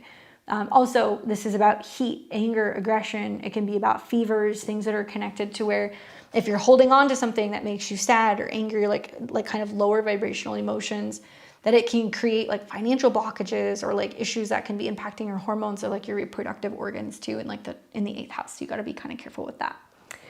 I'm hoping to complete a racing motorcycle mechanic course. Oh, that's great. And building a sports bike. So that would be good, especially with Mercury conjunct Saturn and Mars, like learning how to take things apart and like learning how to put things back together, and like the patience that requires, I think, is actually a really good use of that transit. And it's like a hobby, because Saturn is that, and learning how to, you know, be able to kind of qualify so you can take it from being a hobby thing to like being like a real thing if you want to like, you know, do that for a living. But definitely watch the solar eclipses, and definitely watch over the summer when Jupiter goes into your 12th house. And if you have the opportunity to do like past life regression work, or to do like a retreat or any kind of like meditative studies, or like even travel, it would be a really, really good time for you to do that stuff. And I think you'll find that there's going to be a lot of like talents and things that are kind of like coming up that you didn't necessarily know that you had. But the 8th house year, the 12th house year is kind of like a conclusion or a completion. And you have a lot of Aries in your chart. So even when you get to your birthday in April of next year and you go to your, you know, Virgo annual perfection year 1, you're still dealing with your 8th house. Mercury is still in your 8th house. So you're going to be dealing with stuff kind of going through your 8th house this year, next year, and then it starts to shift as you're getting into 2028. And then you'll go into like your Libra Venus year. And then relationships get even like sweeter somehow, where like money's going to really start to kind of improve pretty significantly. But in terms of your children, you know, because Saturn is your kids, and you're coming into Saturn on your Mercury and also on your Mars. It's about teaching them the values, teaching them responsibility. It's a lot of like, okay, if you're doing this, this is what you're being compensated, or, you know, this is how much this costs. Like, you're teaching them about the value of $1, or you're teaching them about budgeting. And with Saturn being connected also to your 6th house, it's going to be a lot about organization, responsibility, you know, kind of cleaning up. So there's definitely a sense of expecting your kids to have a little bit more responsibility this year, I think, with some of those conjunctions that are taking place, especially for time management and kind of taking care of animals is actually very much the 6th house. So with Saturn ruling your moon, it's going to be about making sure that they're kind of taking care of their tasks, they're learning their responsibilities, they're doing it, you know, in kind of a timely fashion. And then also being like rewarded for that. So like a reward system would be actually really great. You're welcome. Have a happy birthday. Big year of healing. So make it all be about kind of self-healing, and like maybe create a little private, cozy meditation space, or like a little den space where you can read or you can do something. Because the 12th house, you're going to want to find a place that you can hide out, or just get really into like sunbathing. I always tell Virgo risings like sunbathing would be really, really good if you guys can do that, if you can get some outdoor time. All right, we have got, who's next? We've got Stephanie and then Luna. What's up, Stephanie?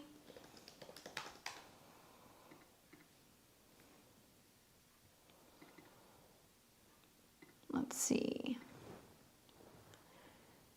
Welcome back. I'm trying to find your chart here. Where is she? Where is she? Man, I have so many Stephanies. Sorry, I'm trying to find you. There she is. There we go. All right, we've got Libra rising, Sun in Cancer, Moon Capricorn. So many Stephanies. All right, let's see what Stephanie has to say. I want to cash in. I want to know what I have coming up. Well, being a Libra rising, I would be watching the Venus-Uranus conjunction pretty soon. That's going to be a big one. And Uranus is finally leaving that conjunction to your Venus, so where it felt like maybe there's been a lot of like ups and downs with money over like the last like 2 years. Now that's probably going to start to kind of stabilize. So you're going to see Venus, your Venus return is going to be on the 21st. And then you're going to have Venus and Uranus meeting the 22nd, the 23rd. And then you're going to see, you know, Uranus and Venus are going to go into Gemini, which is a lot friendlier for my Libra risings, because now there's going to be much more emphasis on studying, traveling, learning. Technically, it's moving through your 8th house, so it might be that you're more willing to invest more, or there's some positive transformation with your joint assets, or there's going to be more freedom with money. So that's one thing I would watch. The other is that Saturn is like smack dab in the middle of a T-square in your 6th house this year between your moon, which is kind of like intercepted in your 9th for travel and education, and it's squaring your sun. So to me, I mean, once again, you're a Libra rising, so watch your Venus transits. Those are important, but this almost registers as a Scorpio rising, where it's like you're looking like you're having to learn new skills. Usually Saturn in the 6th house is skill building, time management, committing to a new schedule, focusing on health, having services. And she says, I trade options. Be very careful with trading right now, because there can be a sense with some of the squares that timing is a little off, or maybe you could be overly cautious and you miss opportunities, or you're like, you know, you're kind of like taking risks and you're like, oh, I should have like waited on something. She says, yes, I've been focused on my fitness more. I lost 5 pounds in 3 weeks. That's wonderful. You know, Saturn and Mars in the 6th house, I think, is great for just commitment, making time, organizing your schedule, staying committed, you know, and like Saturn for you is also about what working out you can do near home or by home. So that could be you go to a gym that's going to be, you know, near your house. Maybe you have some weights and you're working out from home. Maybe you're being more diligent with, you know, getting things done around the house and kind of getting things organized and getting your work done so you have time to work out.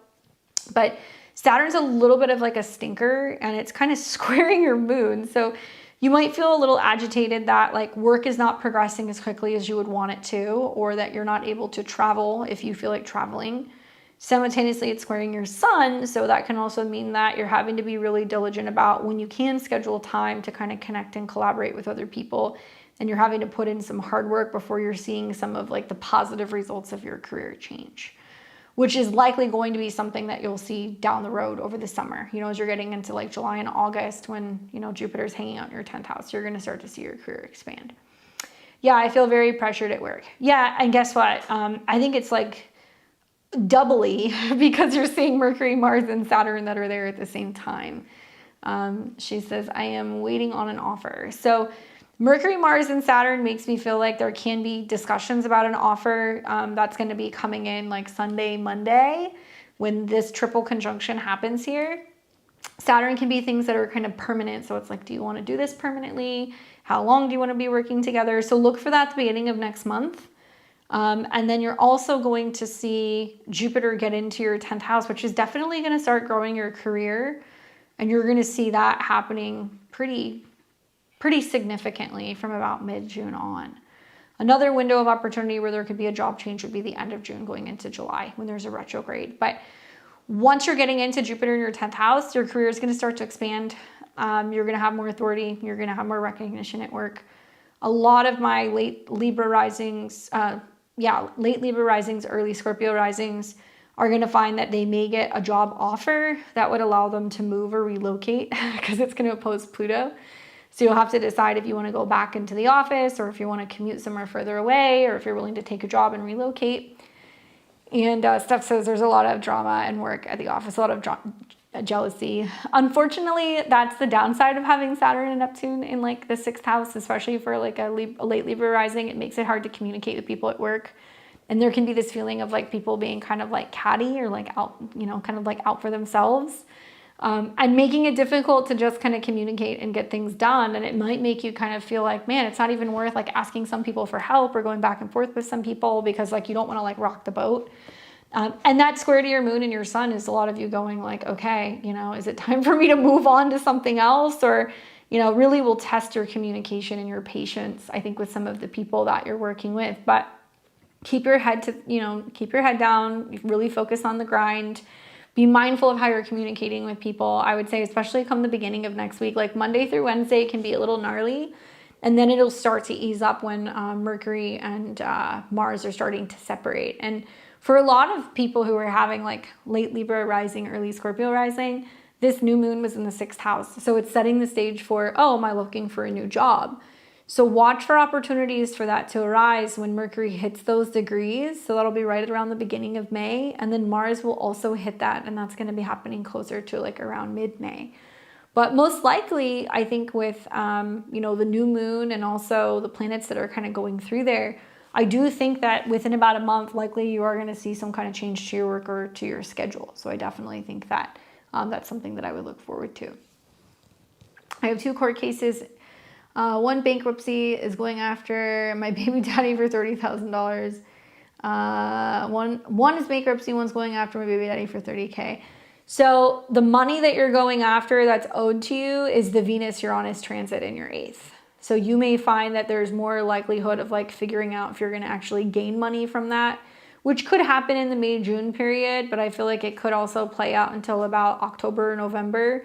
But for a lot of Libra risings, like when Venus goes retrograde in October or November, it's going to go retrograde in your 2nd house. So it's going to bring you money that's owed to you. Okay. So you might actually feel like by then things are getting worked out and like you could be getting money or you might be getting child support or kind of getting like back pay for something.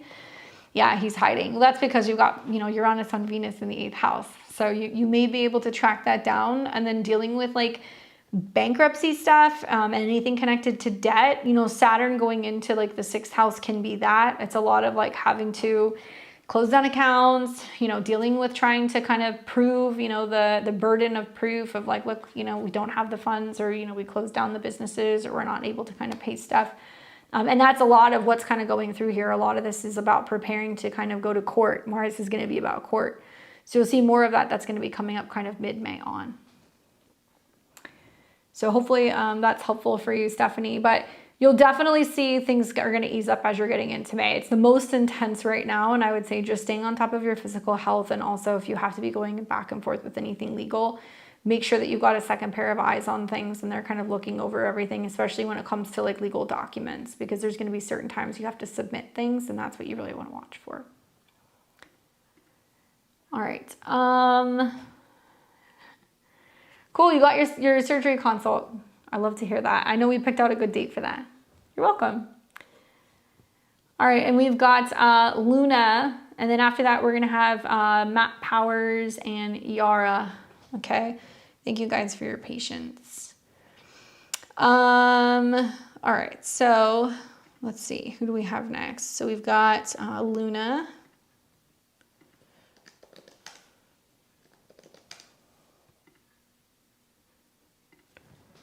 Make sure March 17th.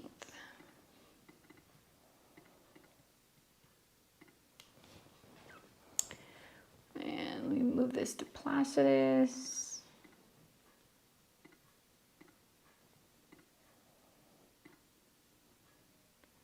There we go. All right. Luna says, April has been tough with my family, especially my mom. Moving away made me realize I have been her emotional support and her mediator. What do I need to know for the rest of the month? And the new moon, being busy with my job and my partner, really helped me a lot during this time. He taught me boundaries. I didn't know how important this was due to our dynamic. All right, cool. Thank you. Well, I appreciate you. Thank you. All right, so let's take a look what's going on with the move and everything. I mean, I'm not surprised that this is happening. I mean, I remember talking to you like a couple of months ago and I was like, hey, what's coming up when you start having these eclipses, you know, at the beginning of like spring of 2026 is that the eclipses in the South Node is going to be pretty close to your Jupiter and your moon. So this would represent a move, separating, severing, detaching from home, detaching from mom. And in the process, you know, the North Node was coming into conjunction with Venus. It was prioritizing work, career, your relationships. And so it was almost like one could not thrive without the other one kind of getting pulled away, like temporarily, right?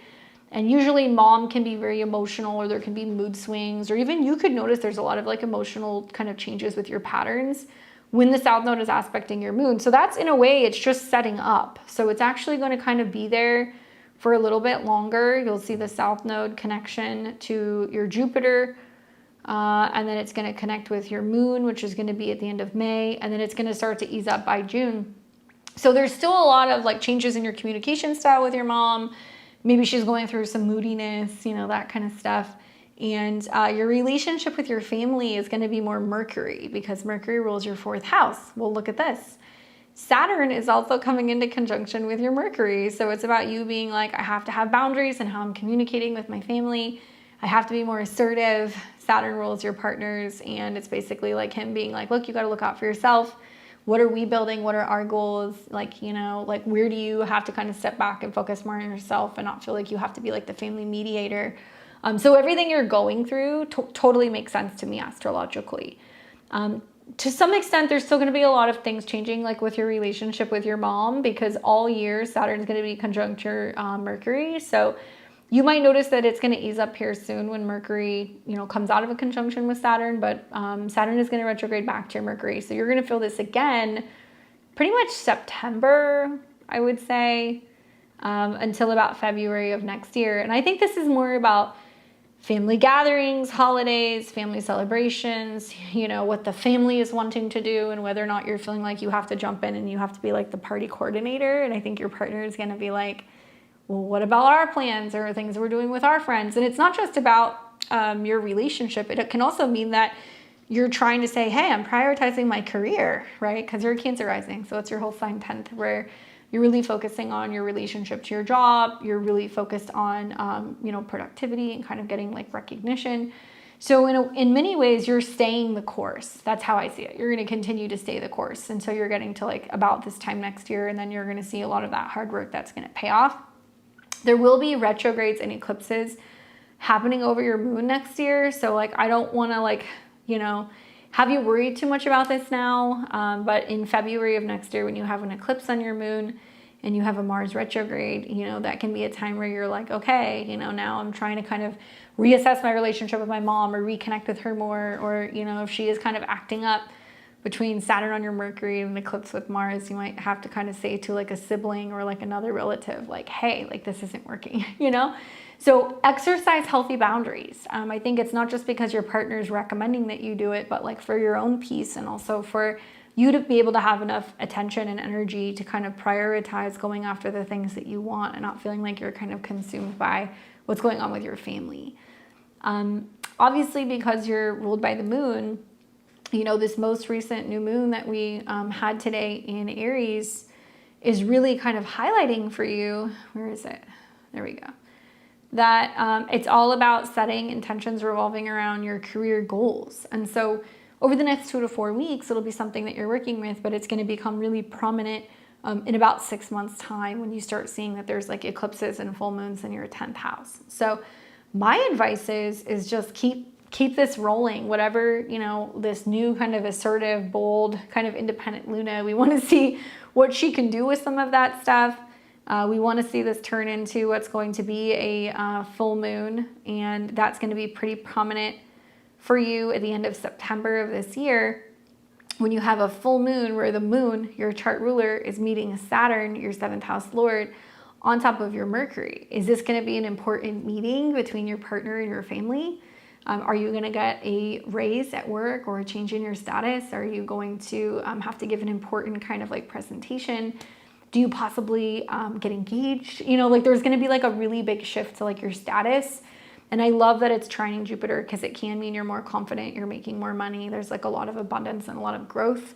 And I also love that it is going to be smack dab in a square between your north and your south node. So it does mean that this is the necessary evolutionary growth, not just for your professional life, but also for your relationships. And I think your partner, in a way, is wanting to see if you can put yourself first and kind of like stand up for yourself, because he wants to know that like your family is not going to interfere or kind of like invade your life and like not allow you guys to kind of like develop into what can be like a serious relationship. So there's a method to the madness.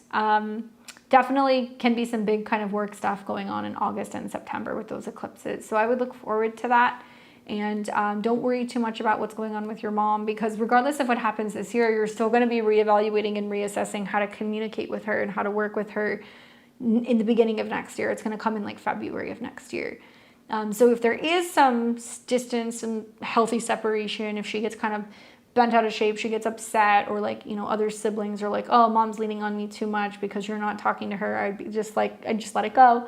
You know, and know that it's going to be something that even if you do try to smooth it over, you're going to keep having these issues with her. So it's better to kind of hold the line and continue to be like mature in how you're dealing with her and not feeling like you have to be her crutch, because I could definitely see that with like the South Node. I think with Mercury hitting your Saturn and like the South Node hitting your moon, it's just like perfect timing that you're like, career and relationship is top priority right now. It's not that you don't love your family, but like you realize that if you're spreading yourself so thin, worrying about what's going on with them, you're not really going to feel like you can make any headway, you know, with your career, with your private life. So those two are kind of at the top of your agenda right now. Hopefully that's helpful for you, Luna. I'm glad to hear that it's playing out the way that it should. I know that it's difficult, but it's definitely for the best for your growth. And I love that the North Node's conjunct your Venus. It's a really... You should be traveling with your boyfriend. You guys should be talking about where you see your lives going. I mean, like all of that stuff. All right, we've got Mr. Powers and then Yara. All right, Mr. Powers. Well, we are definitely in the peak period when it comes to some of the career stuff. And I remember talking to you about this a while ago, but just to remind you, like the next week, okay, especially like Monday through Wednesday is when you're really going to see things get kicked up a notch in terms of like communication about work, whether that's getting callbacks from interviews, intense conversations that you're having with your current employer, making big decisions about where you're working. And that's because you are going to see Mercury, Saturn, and Mars all come into conjunction. And so the positive is that when this is kind of kicking in Sunday, Monday, it's very mind over matter, right? And I talk about this in my Astro Weather. I'm like, it has to be like, I think I can, I think I can, I think I can. And you have to be really focusing on what you are doing and not letting it be about, oh, am I getting fired? Is somebody, cutting me down? Is somebody coming for me? No, it's about like, what am I doing? Like, put your blinders on and really focus on what steps you're taking to focus on a new kind of career or like new goals when it comes to your professional life. I'm all about making lemonade. So what I love is that even though this triple conjunction could be you're getting grilled in an interview, you're getting some shit from your boss, you're feeling like you have to kind of bite your teeth or your tongue at work. It's great because it's trining Jupiter. So it means that it's going to help you excel and expand in the beliefs about yourself. It's about enhancing your vision and what you're kind of like visualizing and like manifesting. So meditation and spiritual practice can be really helpful. And it's also starting to come into a trine with your Venus, which could be calling in other relationships, other people you can work with, support from kind of allies, therapists, and obviously your astrologer. So you said my job applications are out, you've gotten interviews, but you haven't heard back. Do I see you getting more offers or interviews, or do I see you having to come back to this job next year, or do I see you getting fired because you feel like you keep messing up and they're building a file on you and you wonder if you're going to be getting yourself into some trouble? So once again, I hear what you're saying, because obviously I'm seeing a lot of like Aries risings who are going through this, and for most of them it's been health issues that are kind of pulling them out and keeping them from going to work because of Chiron. You're not having that because that's not really kind of getting triggered in your chart. But with that being said, the new moon in the first house that you just had is a lot of like, is it me? Like, is there something wrong with me? Like, what am I doing wrong? So you can be really like more so, I think, self-conscious about, oh, am I going to get fired? Am I messing up? Are they not going to accept me? Am I, going to get rejected? And I would be like, that has to be out of sight, out of mind. Number two is the sun deals directly with your day-to-day work and your job. So we know, like with Pluto hovering around your sun, there's been some issues with authority figures, issues with work. And you're going to see that the sun is going to be coming into a square with Pluto right around the same time that Mercury, Mars, and Saturn are meeting. So they're going to be meeting on Sunday. And then the sun is going to come into a square with Pluto, and that's going to be around the 24th. So that can represent some kind of changes going on at work, the 24th, 25th. And then if there was going to be a job change, we would need to see something going on with Saturn. So if something were going to happen, my guess is it would be when the moon is starting to oppose Saturn. Okay, but the moon's also trining Venus. And it's also trining Pluto. So even though there might be like a separation on one hand, there might be another opportunity. Obviously, we need to see other things going on. So if you look at this, it's not just Pluto on your sun where you're having issues with authority figures or maybe even other people's kids. It's the fact that you have had Uranus, which has been coming into a square with your natal Mars in the area of your workplace. So you feel like things have been kind of unstable. They haven't been consistent. You feel like you're getting pushed out of work. But now that's going to start to ease up now that, Uranus is going to be coming out of a square with your Mars, and now it's going to start trining your sun. So my thought on this is that there could be multiple offers. There could be multiple callbacks, multiple positions. Look for that to be something that can get triggered right at the end of April when Venus is trining your sun and Pluto. And also down the road when Uranus starts to trine your sun. That makes me feel like you're going to be working with like another like institution. Like you're not going to be working for the same like school that you're working for now. Personally, I don't think so. Not with Uranus trining your sun, where you're going to be working in a new location likely, or you'll find that out in June going into July. And when Mars conjuncts Uranus, this means that there could be some digital teaching. Maybe you're commuting to like another neighborhood. Maybe you're teaching a different subject. And that's going to be really highlighted in July when this conjunction trines your sun, where there could be a job change, and the South Node hits your Mars, which indicates a job change. So I find it very hard to believe that you're going to be working in the same place that you're working in now, personally. Is there a possibility down the road that there could be a segue into another position? For sure, yeah, we could definitely see that. Sun and South Node hitting your Mars in August could be a change. Mars and Jupiter hitting, the South Node in November could be a change. Mars retrograde over your natal Mars in February, through April. even if you stay in this position where you stay in the company or like for the educational center or school that you're working for, likely you're going to find that you'll get to about February through April of next year and you're going to be like, I think I'm looking for another job, just because of the Mars retrograde. So if this were me, I would continue looking for jobs in other locations. I would really try to diversify, I think, with Uranus going into your third household sign, and look at other communities, magnet schools, private schools, online teaching, or mentoring or tutoring.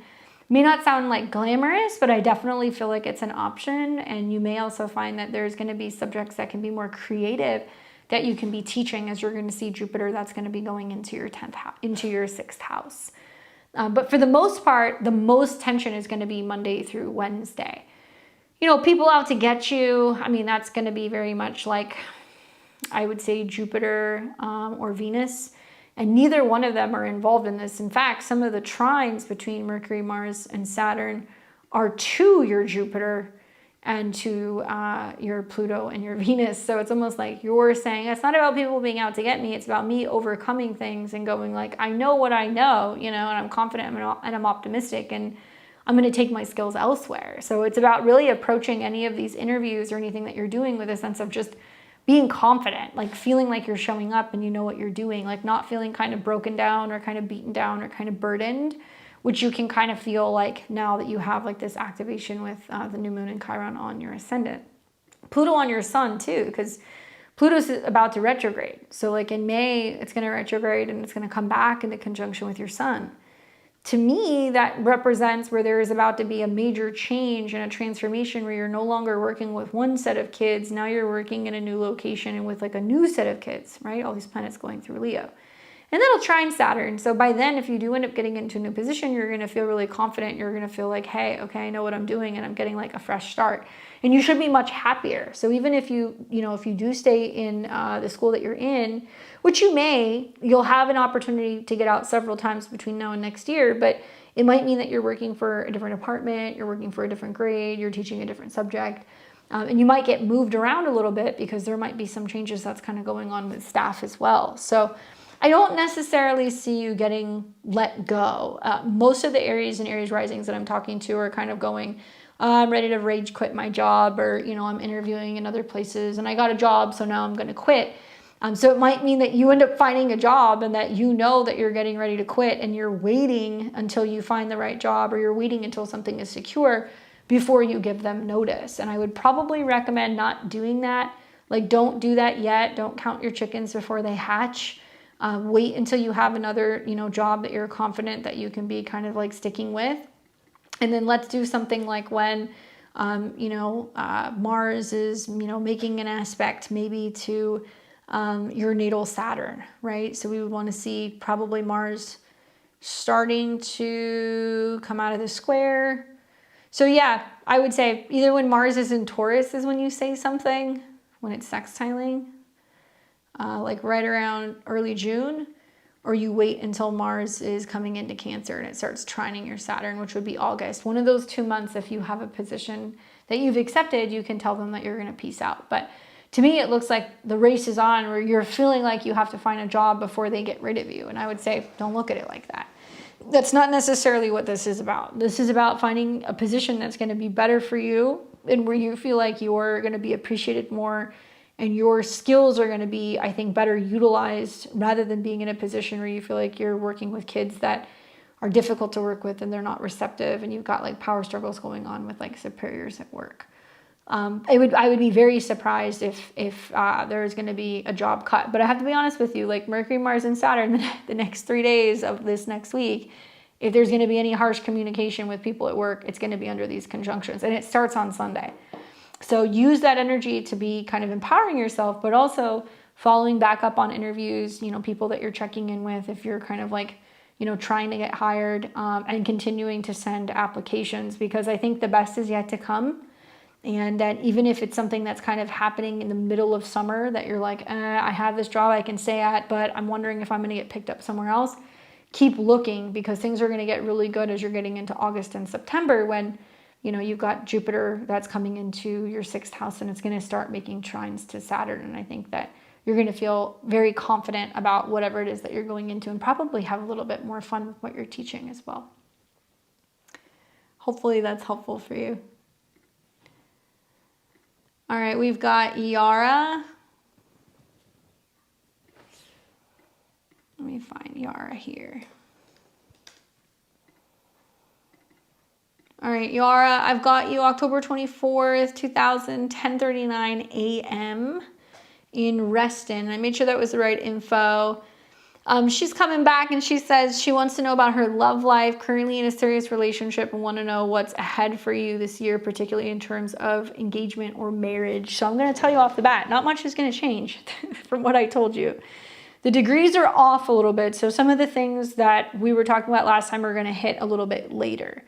So when we look at your chart, we need to see something significant going on with Mercury, because Mercury rules your 7th house. And that could mean Mercury retrogrades.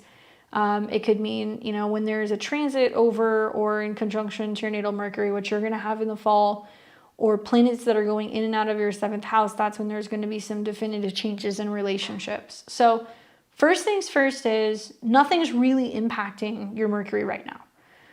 What you do have going on is Jupiter, which rules your chart, is hanging out in your 8th house, where there is some transformation that's kind of going on emotionally. You want to grow with someone, you're focusing on home, maybe family plans, you know, financial merger, and it's been trining your Mercury. So you're more willing to go deep with another person, overcoming some of your fears of commitment, being a little bit more vulnerable about what your goals are, and you're just kind of like wanting to merge, right? Which is good. You're losing that trine now though. Then you have to think about over the next year, you're going to see Uranus, actually it's happening right now, it's conjunct your Saturn. So it's trying to get you to focus on health, money management, you know, productivity, you know, taking care of business, being at work, getting things done. And then it's going to go into your 7th house. Now Uranus won't go into your 7th house for like another year or two. But certainly as a Sag rising, you're going to feel it. And Uranus brings about sudden shocking change. So it could mean, okay, I've seen people go through Uranus in the 7th house and they suddenly get engaged, but I've also seen the retrogrades and then they break up. So it's kind of like the Wild West. Anything can happen over the next 2.5 years with Uranus going into this area of your chart. But I see people sometimes suddenly get engaged, elope, but I also see like their partners start acting a little kind of like buck wild. And Uranus is opposing your Venus. And Venus represents friends, allies, other people. So you might be like, okay, yeah, I'm talking about getting married. And your friends are like, are you sure you want to do that? You know, or is this the right time for that? Or, you know, like they may be super supportive, but you might have people who are also going to be kind of like a little weird about it. And so if you have changes in your relationship, it can also change and impact your friendships. And what you're going to notice is that it gets pretty wild here from, I would say, about the end of this month when Uranus and Venus go into that sign. It really starts to kick up when the Sun, Uranus, and Mercury are in your 7th house, kind of the second half of May. And then it looks like Mars and Uranus are going to meet. So there can be some kind of bumps in the road relationship-wise early to mid-July. And all of this is opposing Venus and Pluto. So it's a lot of like where you can be super fixated on relationships being a certain way or feeling like you need to control a certain outcome, or you know, maybe there's some issues with attachment style that kind of come up between you and your partner. And you're going to see a partner is going to start being like, I need more freedom. Not saying you're going to break up, but they're going to be like, I need more freedom, or they're a little bit more impatient, or, you know, they're just kind of like going through some changes. So you have to be kind of patient with some of that in July. And then it looks like Uranus is going to retrograde back around 5 degrees. And then next year, okay? Next year, when Uranus starts hitting your 7th house cusp and opposing your Venus, is when you're really going to get tested in relationships. So that's going to be like May, June, July. And it does look like there's a possibility of an engagement or a marriage or an elopement when Uranus and Jupiter and Juno meet. But that's going to be like July of next year. I think with Uranus in opposition to Venus and in opposition to Pluto, you know, one of the big things that you're going to hear is just because you're so fixated on loving in a certain way or connecting in a certain way, that partners are going to be like very vocal about being like, this works for me, this doesn't work for me. So try to lean into some of the trines with Pluto and Aquarius, where you guys can learn to communicate and talk through that and work it out. And even your natal Mercury, which rules your 7th house, is retrograde. And so something else I was thinking about before you get to this period that I'm talking about next summer is you're going to have a Mercury retrograde and a Venus retrograde. I think it's going to be like very close to your natal Mercury. So yeah, so you're going to have Venus retrograding over your Mercury in mid-October, which is likely going to be bringing up some relationships or with some of your friends. And then Mercury will retrograde over your Mercury. So I think that if there is like a sense of like talking about serious commitment, how your friends are reacting or responding to that, and like, are they supportive of that? And are you on the same page with your partner in terms of your goals? And I think you're working through that in the fall. And then really the big test is going to be more so next year. You know, I'll tell you that usually it's like 18, 30, 42. Those are like the big years when you have big relationship years. And so obviously, you're 26 right now. At least this year, you're going to be 26. So you're going to still be dealing with things that are kind of more connected to, okay, what's going on with my home, my family.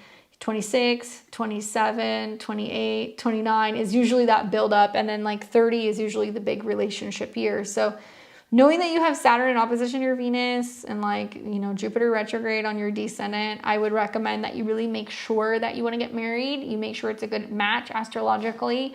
You pick a good time to do that. And I wouldn't be trying to force anything over the next year because there's going to be some curveballs that are coming up next year, more with your partner, more than you.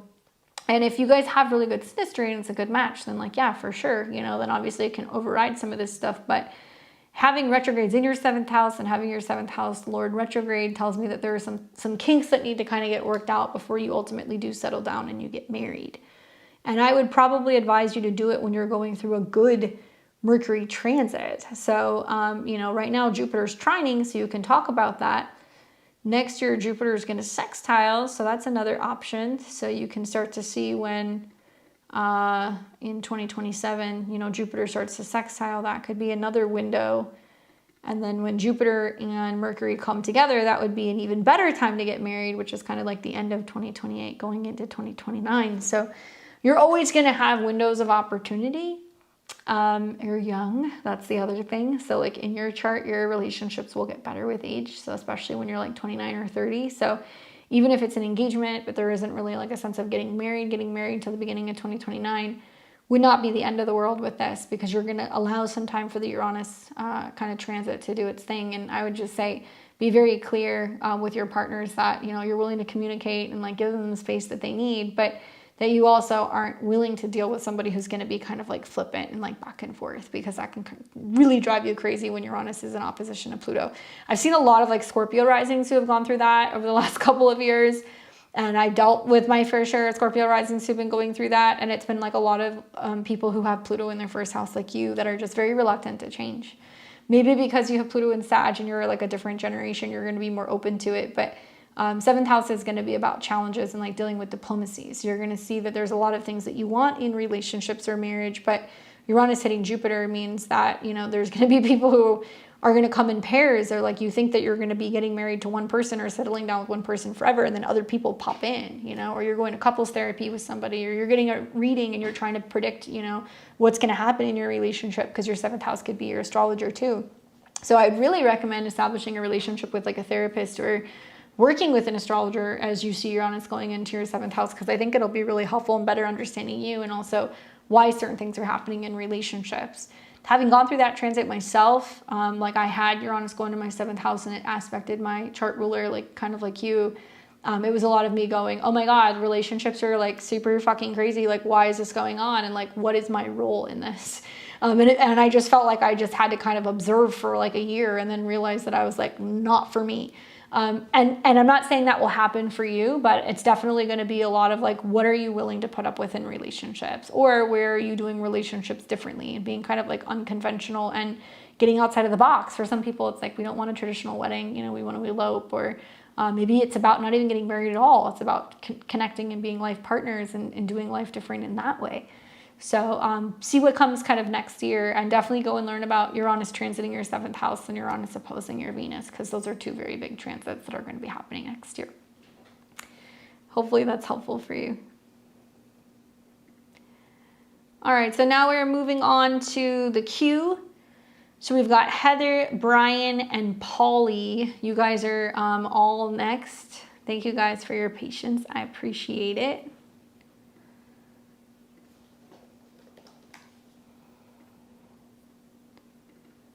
All right, let's make sure we've got the right Heather here.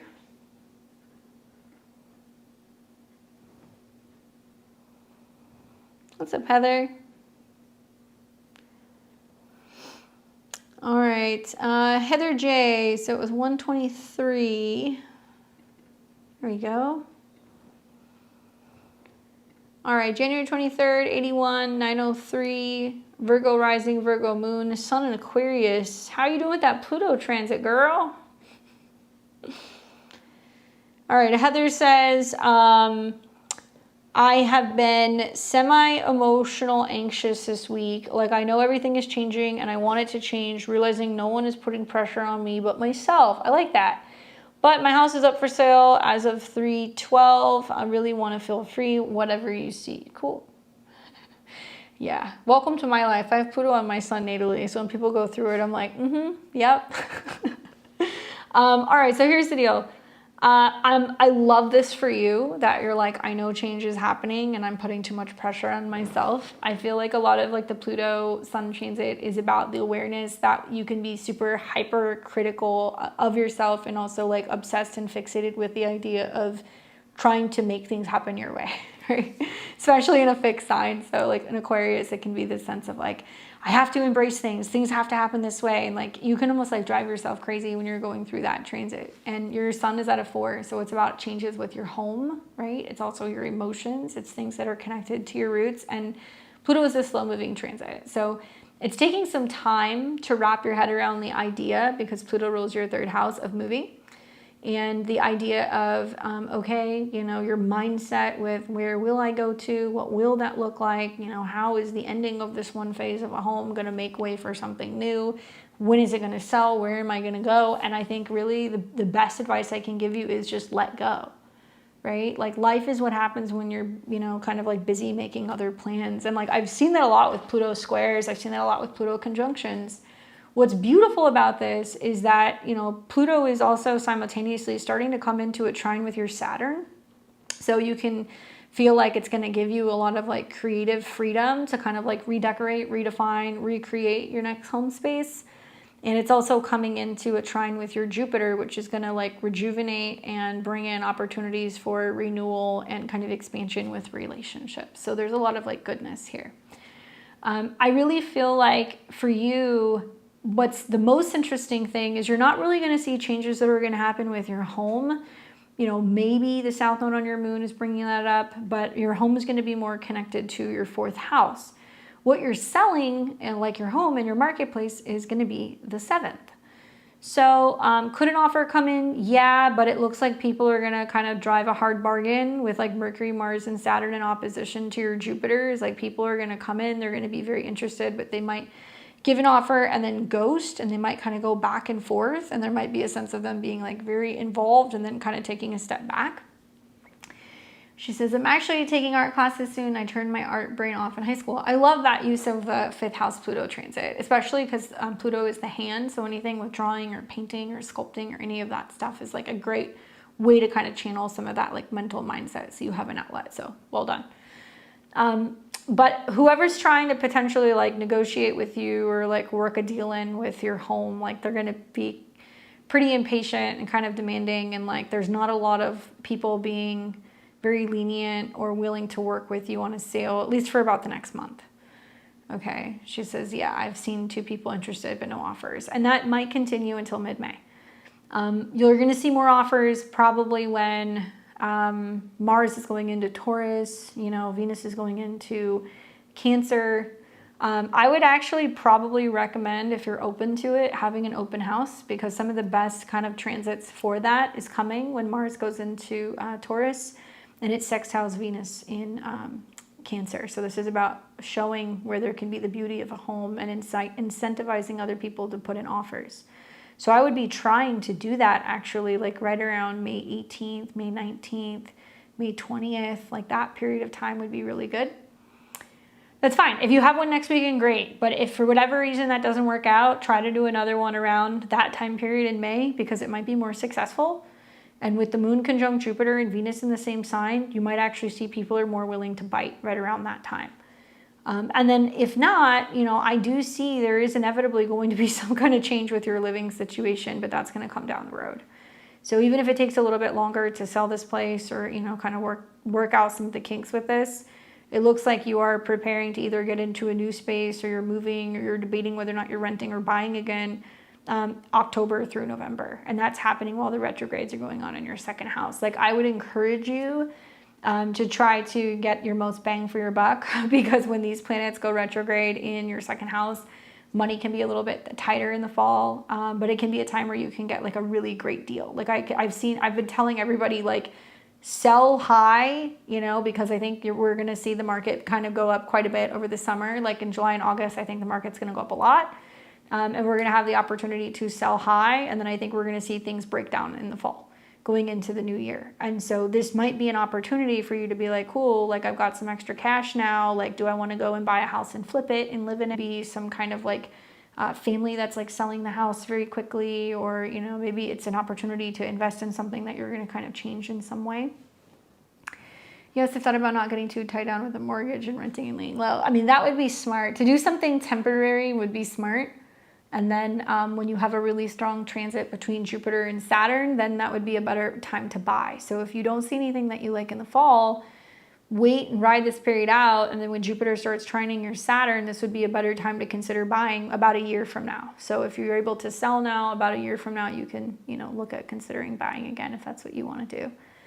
And then even then, you're going to have other opportunities to do that. But you'll have another Jupiter transit, a Jupiter return, actually, that would be good for considering buying again in the fall of 2028. So you could give it 2 years if you really wanted to do that. But prices will significantly start to come down in the fall. And then you're really going to see it next spring. And then we're probably going to see that continue, I think, into next year for a little bit.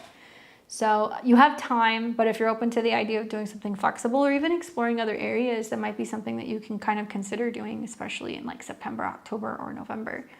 But right now, anything art related, love it. Anything that's in regards to also just really managing your expenses, taking care of like paying off debt, dealing with kind of interest related things, tax related things.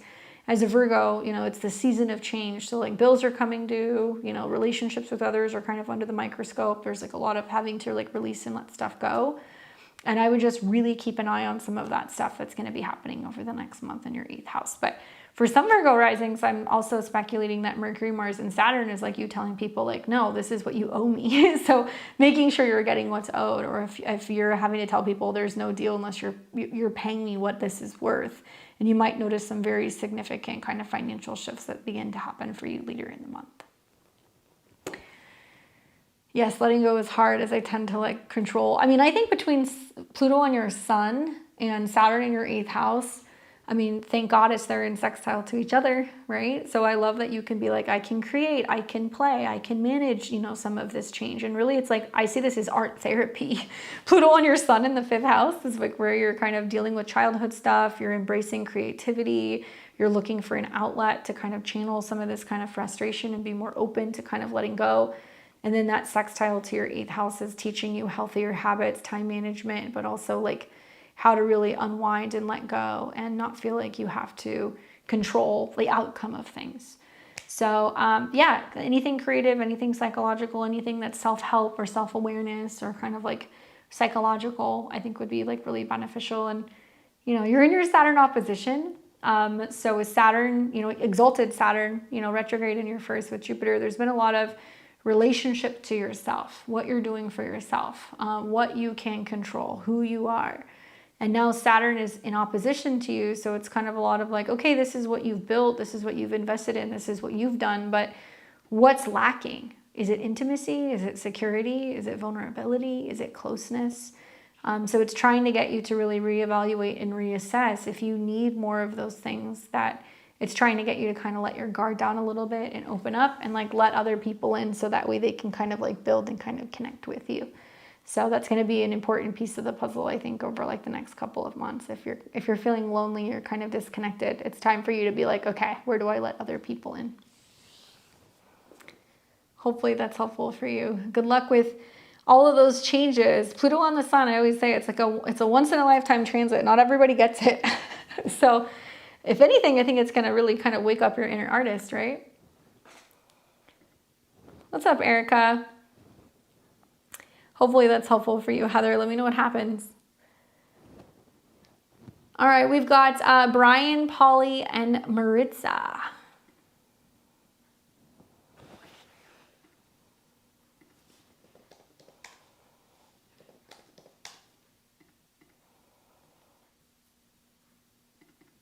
What's up, Brian? I've got you here January 3rd, 91. Leo rising, Leo moon, sun in Capricorn. Mr. Brian says, Brian here, give me the bad news. Give me the bad news. Well, I mean, as a Leo rising, things have really been on like the quick kind of trajectory in terms of like the divorce and like the changes going on with your relationship since February. That eclipse is really what kicked everything off. And the eclipse was kind of showing you that was like, okay, actually this is getting eclipse out of my life, but it was squaring Uranus and also your natal Mars. So you know that there's been a lot of debate about, well, how is this gonna, affect our home or our children or our properties and like all that stuff. So the truth is as you get into Taurus season, so kind of like April and May, that's going to be the halfway point through these eclipses. So for somebody who's got a lot of like fixed energy in your chart, that's what you're going to want to be paying attention to. So we'll get to that in a second. Before that happens, over the next week, there's still some stuff going on here. You're going to see Sunday, Monday, Tuesday, let's just say Sunday into Wednesday, right? There's this huge cluster of planets that are going through Aries. So it doesn't really matter where Aries is. Aries is about your actions, your relationship, your involvement. And the 9th house is about law and legality. Okay, sure, it's travel. It can also mean it's about going to court. It can mean you're learning something. It could mean something connected to talking to a lawyer or a mentor or a teacher. But I think that because this is at a 7, this means that a lot of Leo and Leo risings are going to have some kind of like defining conversation, contract, document, meeting that's going to be like a defining moment in regards to a relationship. So it may mean that you guys are trying to mediate or you're trying to, find a way to kind of meet in the middle so that way you can come to terms with dissolving a marriage and like finding ways to be able to come to an agreement to make this process a little bit smoother. Legally. But it can also mean that somebody is like not willing to, kind of play by the rules or like not be fair or not be balanced. So really pay attention Sunday through about Wednesday to communication because Saturn represents your partner. So it looks like they may fail to call somebody back, sign a document. They might try to fight something. But it could also mean that like your attorney might go to bat for you and be like, no, we're going to do this or we're going to fight this.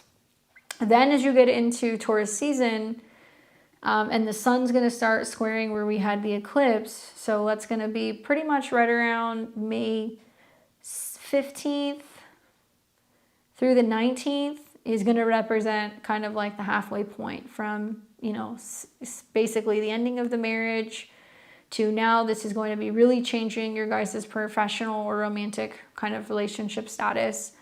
And this could also mean some big changes in regards to where she's living, how she's living, or her relationship to the home or the property that you guys may have shared or lived in. So I don't know if you have separated that. But that's also squaring your moon. So it's going to mean that's when you're feeling like, okay, now I'm starting to kind of come out of my shell a little bit.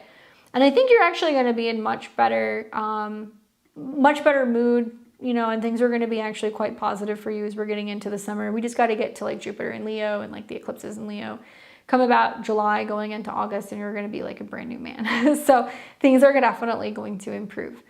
But things can get rocky here over the next week in terms of negotiations, and things can also get a little challenging, kind of like mid to the end of May when it comes to, going in front of a judge, dealing with somebody having to make some decisions in regards to your guys' relationship and your guys' divorce proceedings.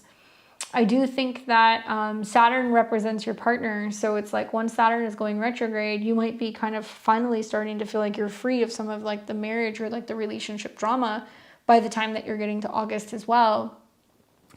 Yep, hoping to sell her house around that time. She's been dragging her feet. Well, she's dragging her feet because Saturn Mercury means that she either doesn't want to move or she doesn't want to have to deal with like the finale of like selling the home. But likely she's going to have to because Uranus is coming into conjunction with Mars, and Mars represents your home, and it's also going to be like a legal judgment that's about basically selling the home. So she doesn't really have a choice in the matter. By the time Mars is getting into that conjunction, I mean, you might be looking at her having to be out of there at the end of June, maybe July. And you may still have another opportunity to sell this. If it doesn't sell, you know, you're going to be trying to get this off the market again, probably September through November, but it's going to be a little bit harder to sell. So it would be better for both of you guys to try to sell this sooner rather than later. Yeah, I think it would be smart. And like, you know, the truth is like Jupiter coming into conjunction with your moon, it's going to allow you to also kind of have a fresh start and be able to kind of feel like you can get into a space that feels more like it's home for you, right? So I know that you're open to it, but there's definitely a sense of like, unfortunately, a lot of unpredictable things are going to be kind of happening, you know, like with her, with the North Node going into your 7th house over the summer. I'm not legally allowed at the house despite her not living there and out of state. So that's the other thing is that like, you know, could you rent the house? Yeah, but like I don't recommend doing that with Saturn going through Aries and squaring all your stuff in the 6th house. I know that's not something you brought up, but part of what you're hoping to challenge in court. I mean, you may be able to do that, but even if you guys don't sell this house, I don't recommend going back there. And I don't know if you feel like you need to check on it or if it's about living there, but like the Venus retrograde, the Mercury retrograde, that's going to be in your 4th house, you're not going to want to be back living in that house. Like that's like basically a haunted house when those retrogrades are in Scorpio. Like you might get in there and then you're like, no, this is not where I want to be. It's one thing if you want to go and check on the house, if you want to manage the house and take care of it or whatever to make sure that like it's being taken care of and it's in good shape. So when you do sell it, you know, it's presentable and it's ready to go. But renting it and moving back there are the two things I would not recommend doing because it would not go well with some of the retrogrades that you're going to have in your 4th house. And I know you didn't ask me that. I'm just telling you the goal should be to sell the house with Jupiter on your moon, that you want to sell this so you can get into a new space. I was arrested last time I went there. She called the cops out of state. Yeah, I mean, part of this is like, you know, you have Jupiter in your 12th house this year. So you're more, I'm not going to say prone, but like you're more prone to going to jail, 12th house for home related things, the moon. And you've got South Node and eclipses coming up on your moon. So if you think that she won't try to send you to jail again, you're crazy. I could go as far as telling you that if you're trying to do this again in October or November, she will call the cops again. Like she will, because the retrogrades will be like a repeat of it. So if you can have the courts recognize that you're like, look, we're both mutually invested in this. And like, I want to be able to go and check on the house, or I need to know that, you know, it's being maintained if we're going to sell it. Yeah, sure. Bring it up in court. But if you don't get a judgment like that, be very careful because she'll pull some of the same stuff again. Unfortunately, I think October kind of going into November. But I do think that for you, you know, one of the positive things that you're kind of seeing because you're 35 now is that you're going to be coming out of your 12th house year this year. So it's going to get the most interesting, I would say, like June and July. Like you got to be really careful with trespassing on the home in June and July. You have to be really careful with your mental health there because you're going to have some retrogrades. And then as we're getting closer to your birthday, then you're going to move into a 1st house here.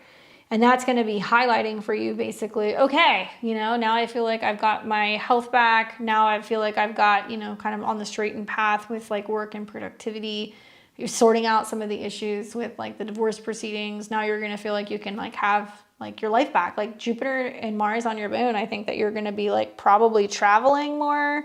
You're going to be dating again. I mean, there's going to be a lot of things that you can do. Still kind of like juggling being dad, obviously, but she's not followed law notifying the court. She's moved out of the house. What should be brought up in our first court date? Well, when is your court date? Yeah, if you submitted a reading just now, you're going to be refunded because we already closed it down. Sorry, Donna. The last person was Tanya.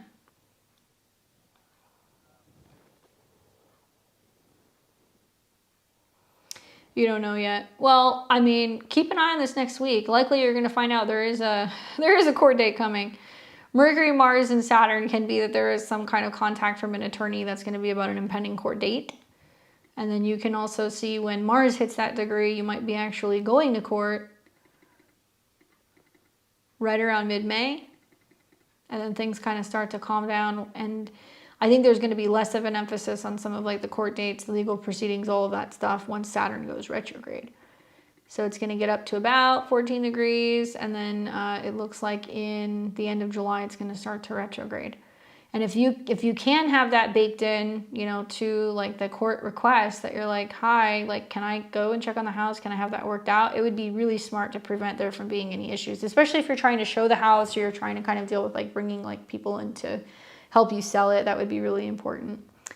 Hoping attorney motions for the next 10 days. Hearing should be 5. Okay, so yeah, if you want to do, like, especially over the next week when Mars and Mercury and Saturn are conjunct, that's the best time to do it. So I would say a motion on Monday or on the 23rd. Is that Friday? I'm not sure. But one of those 2 days when you're going to have the trines would be the better days to do it. And then if not, you're going to have another opportunity when the moon goes from Sag to trining your 9th house on May the 4th, which I believe is a Monday. So those are all going to be like the better days, basically, if you're wanting to kind of motion something. But I do think that with Saturn now fully getting into your 9th house, it's going to be about getting this kind of situated. And believe it or not, it's more about her dragging her feet, not communicating, not responding to things. And so be pushing on your attorney to kind of be full force with getting some of that stuff done.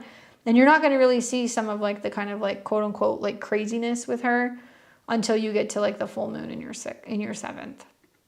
When the full moon's in your 7th house, yeah. But this is the real defining moment where I think like the legal dissolving of the marriage kind of in July and August is really kind of coming full circle. Yeah, Jupiter. So Jupiter is your sun. And so what you're going to see is that your Jupiter return is coming in. So your Jupiter return should bring that connection with your sun. Venus is going to hit Jupiter. So that starts right around the 3rd week of June. And then you're going to see the sun and Jupiter that are going to align. So you should be seeing him by the end of July is what I would guess. This is a once in a 12-year cycle. So like you're going to be around your kid if sun and Jupiter are together. And then you're also going to see this trine Saturn. So there should be a legally binding agreement that's going to start at the end of June. It's going to go through July to be enforced in August for you to see your kid. And Jupiter will sit in your 1st house all year and it will trine your 5th. So you should see quite a bit of togetherness. And you might also have an opportunity for like you to be able to reassess the, or like review or go back to court in regards to the child like custody order and like reassess it, like your time with them at the beginning of next year. The reason why the attorney told you it was going to be around June 30th is because that's when you're going to see that there's going to be a conjunction here. So that's when you're going to have Jupiter go into Leo. Jupiter rules your children, and you're going to have Venus on your ascendant. And Mercury is going to retrograde conjunct Jupiter, which means you're going to get some kind of document or there's going to be some negotiation about being able to see and connect with your kid. But I don't know, and I can't promise you that you're not going to physically see him until the 2nd half of July. But it is going to be definitely, oh, an astrologer told you that. Yeah, it's because Jupiter is going to go into your into your 1st house. But I'm a Placidus user. So I think it's going to be that there is a, like you're petitioning basically to have, you know, like rights or like visitation, and that's what's going on in June, but it may not be enforced until July. And like you're seeing him more July going into August. But is it going to change with Jupiter in your ascendant? For sure. And with your Jupiter return trine Saturn, you should have like some kind of decision that's been made by the court that's upholding your ability to actually spend time with your kid. So it is supported. And I do see that happening. Like if you have the Saturn trine, it's going to definitely make that happen. I've seen a lot of Leo risings going through that they're like, I'm getting divorced and like my partner's being like crazy and like we haven't like had anything worked out in terms of like, yeah, not just even so much child support, but just like visitation and like, you know, being apart or being kind of like at a distance with your kids. But having that connection with your kid will definitely happen when you have your Jupiter return. So you'll see that the most strong, I think, kind of like mid to the second half of like July. Yeah, it's your Jupiter return. They're basing it off of the day Jupiter goes into like Leo. Personally, I don't know if anything's going to happen that day. I mean, I hope so. But I think that you have to look at maybe when the moon is trining Jupiter. So like June 28th through the 30th might be a turning point. But I think you're personally much more likely to physically come into contact and see your sun from July 14th on, when the moon, Jupiter, and the sun are all together in a new moon. And that's kind of setting the stage for you spending more time with him. So hopefully that's helpful. Let me know what happens. Good luck with the changes. I know that there's been like a lot kind of going on, kind of leading to this point. All right, we've got Polly, Maritza, and then April.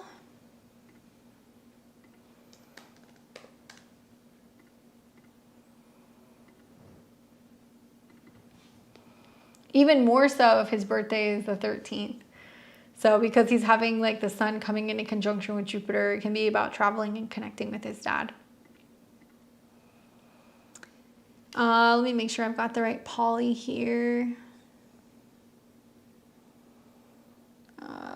10/18/81, Sag rising, sun in Libra, and the moon is in Cancer.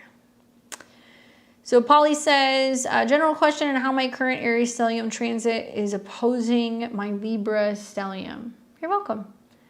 Well, it is opposing, that's for sure, because you got a lot of Libra here, particularly in like the mid to later degrees. So basically, if you look at your chart, so let's take the transits off. If you look at your chart, Jupiter is your chart ruler, right? Because you're a Sag rising. So anytime you see planets that are opposing, conjunct, or squaring your Jupiter, you're going to feel it. When you have Saturn and Jupiter and Pluto, this represents like a lot of like heavy karma revolving around relationships, social relationships, romantic relationships, your connections to networks, friends, community, and anything that's kind of connected to just like others and your goals, right? That's very like Libra. And oppositions are where we are forced to kind of confront something. So it's basically saying, okay, now you're in your Saturn opposition. So you're really reevaluating and reassessing where you're at since your Saturn return. So think back to when you were like 29, 30 years of age. Now you're reassessing, okay, have I put too much focus and emphasis on my 11th house, on my friends, my allies, my partners, you know, kind of hobbies, what makes other people happy, what other people think.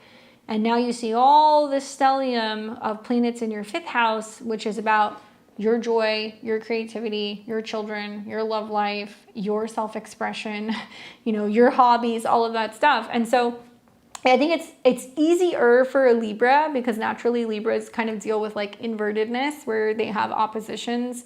Or I guess like signs that are in opposite houses. So I would actually listen to like Libra rising horoscopes and Sag rising because I think it'd be beneficial.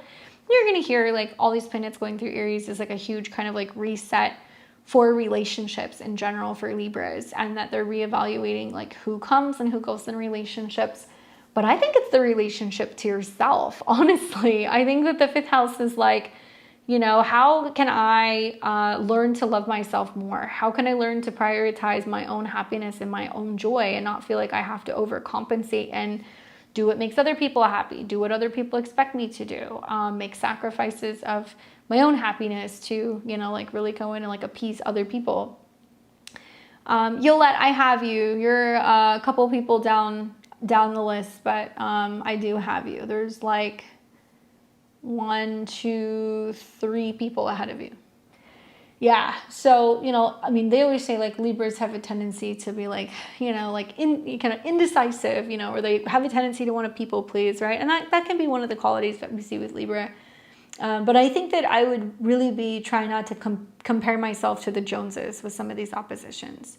I think that with your Sun, Mercury, Pluto, Jupiter, Saturn, like very strong relationship bonds, very strong friendships, a lot of karmic friendships, relationships, connections to community, other people's kids, other people's love lives, you know, so you can hear things like, you know, your friends are like, oh my God, you know, my kids are really just a pain in the ass right now, or oh, I'm having issues with my boyfriend, or, you know, like I'm really kind of going through it. And I would be like, that's interesting. I'm sorry to hear that. And then create that kind of like little buffer between other people's problems and your life. And you're not allowing other people's issues to kind of bleed into your dating life, your love life, your relationship with your kids if you have kids, your joy, and like not taking on other people's stuff. And you have to think about how the 11th house is how we go and how we share with other people. I always say it's kind of like the artist takes its art to the art gallery when we have planets going into the 11th house. We put a lot of our art up on the wall and we go, okay, look at it. What do you guys think? And you wait for everybody to go, ooh and ah, and then they buy stuff. Now you're dealing more with being like, okay, I'm going to create for the sake of creating. I'm not doing it because I want people to give me recognition, or I don't even want people to buy or like or share what I have. I'm just doing it because I like the act of creating, and I would start there. I think Saturn can very much be about bringing a sense of refinement to things, right? So like, you know, in the 5th house, it could mean you're refining your relationships with your kids. You know, you're teaching them to be more responsible, you're teaching them to be more kind of mature, you're giving them little bits and pieces of things they can do on their own. It can also mean that you're taking art classes, you're taking dance classes, you're learning how to do something really intricate when it comes to like hobbies or writing. Maybe it means that you're taking dating more seriously, and it's going to naturally pull you away a little bit from like what everybody else is kind of doing. She says, yes, my son with special needs. So what you'll feel, you know, and it's really going to be something that's going to go on for about 2 years, because it's just heating up this year with your Saturn opposition, where you're like, yeah, I can't go out and do everything that everybody else wants to do, but I'm okay with that. And finding like the joy and like the pleasure of, you know, yes, you take care of your son, but there's also other things that you kind of do that you can do at home because you're closer to home that you really enjoy, rather than kind of going and being where like the people are. And sometimes through the oppositions, you also kind of see like what your true friends are really kind of made of. It'll test some of your friendships and your relationships to see whether or not people are willing to kind of go the distance for you and be understanding, or make concessions or sacrifices, or be more willing to kind of say, hey, we'll come to you, or we'll invite you, or what can we do to help you? So it can show you where you stand with certain friendships as well. I think that this is only the beginning. You know, it's interesting because it's like halfway through your solar year.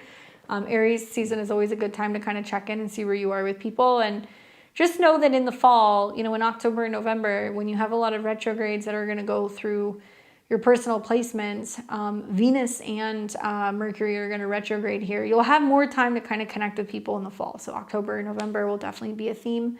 And whether that's just to reconnect with friends, or maybe you're wanting to join new networks, or maybe you meet somebody new, or there's some really significant changes kind of going on with your friends or your relationships, that's going to be more of a season of togetherness with other people. Right now, especially for like this month and next month, it's a lot more of an emphasis on what's going on with your son, and trying to find ways to also, you know, feel creative and kind of inspired in the process is what I would focus on. And maybe go and learn about your Saturn opposition. You know, I think that you have an interesting kind of story where you have some friends that feel like family, and then you have some storylines where you're like, there have been some people who you feel like have really deceived you or disappointed you, you know, obviously with like Saturn and Pluto being in your 11th. So now you're kind of rebuilding yourself and rebuilding your identity, and like also your relationship with yourself, and not basing it off of what other people think, or whether or not other people are there to support you. And that will be an ongoing thing, because even next year, Saturn's going to continue to make an opposition to a lot of your other planets before it finally goes into Taurus, you know, in 2028. So go and learn about that transit. Find something that you love doing. She says, I'm enrolling in new school for the fall and trying to move as well. So like all of those things could be things that you're doing to kind of enrich your inner world. And like a lot of that's also, eclipses are still going to go through your 4th house, you know, and it is bringing up the themes of like changing your inner world and your home. And anything that deals with education, Saturn is very much about education. It's in the 5th. So it can mean you're enrolling in things that you feel like are going to be enriching for you, but things that you want to learn, things that you're wanting to kind of like focus on studying, that can actually bring you some new opportunities, and possibly just be something that's just going to be like a little bit more like entertaining or creative as well. Really good use of that energy. That's great. Definitely let me know what happens, Polly. Thanks for sharing. All right, we've got Maritza, April, and then Alana.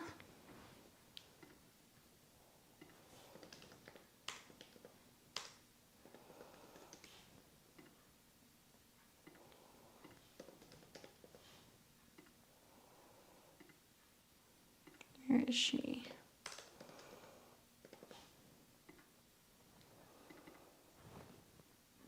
You're welcome. All right, let's see if we have the right Maritza here. Okay, yeah, 8/25/84. Aries rising. Ooh, you have the new moon right on your ascendant. Aries rising, moon in Leo, and then your sun is in Virgo. Please help me navigate through this Aries stellium, hitting my 12 hard. Heart and mind is heavy and hurting. I'm drained. I don't even want to work and life feels hard. Gave an ex a chance after betrayal last year, but recent full moon exposed worse betrayal. Oof. All right, well, let's talk about it. First of all, and this is kind of like what I was saying to, I think I was saying this to, who was I saying this to? I think it was Apple Newt, where I was saying like, yeah, it kind of feels like there's this clearing out that's happening because her sun was at 29 degrees. So she was having the new moon very close to her sun.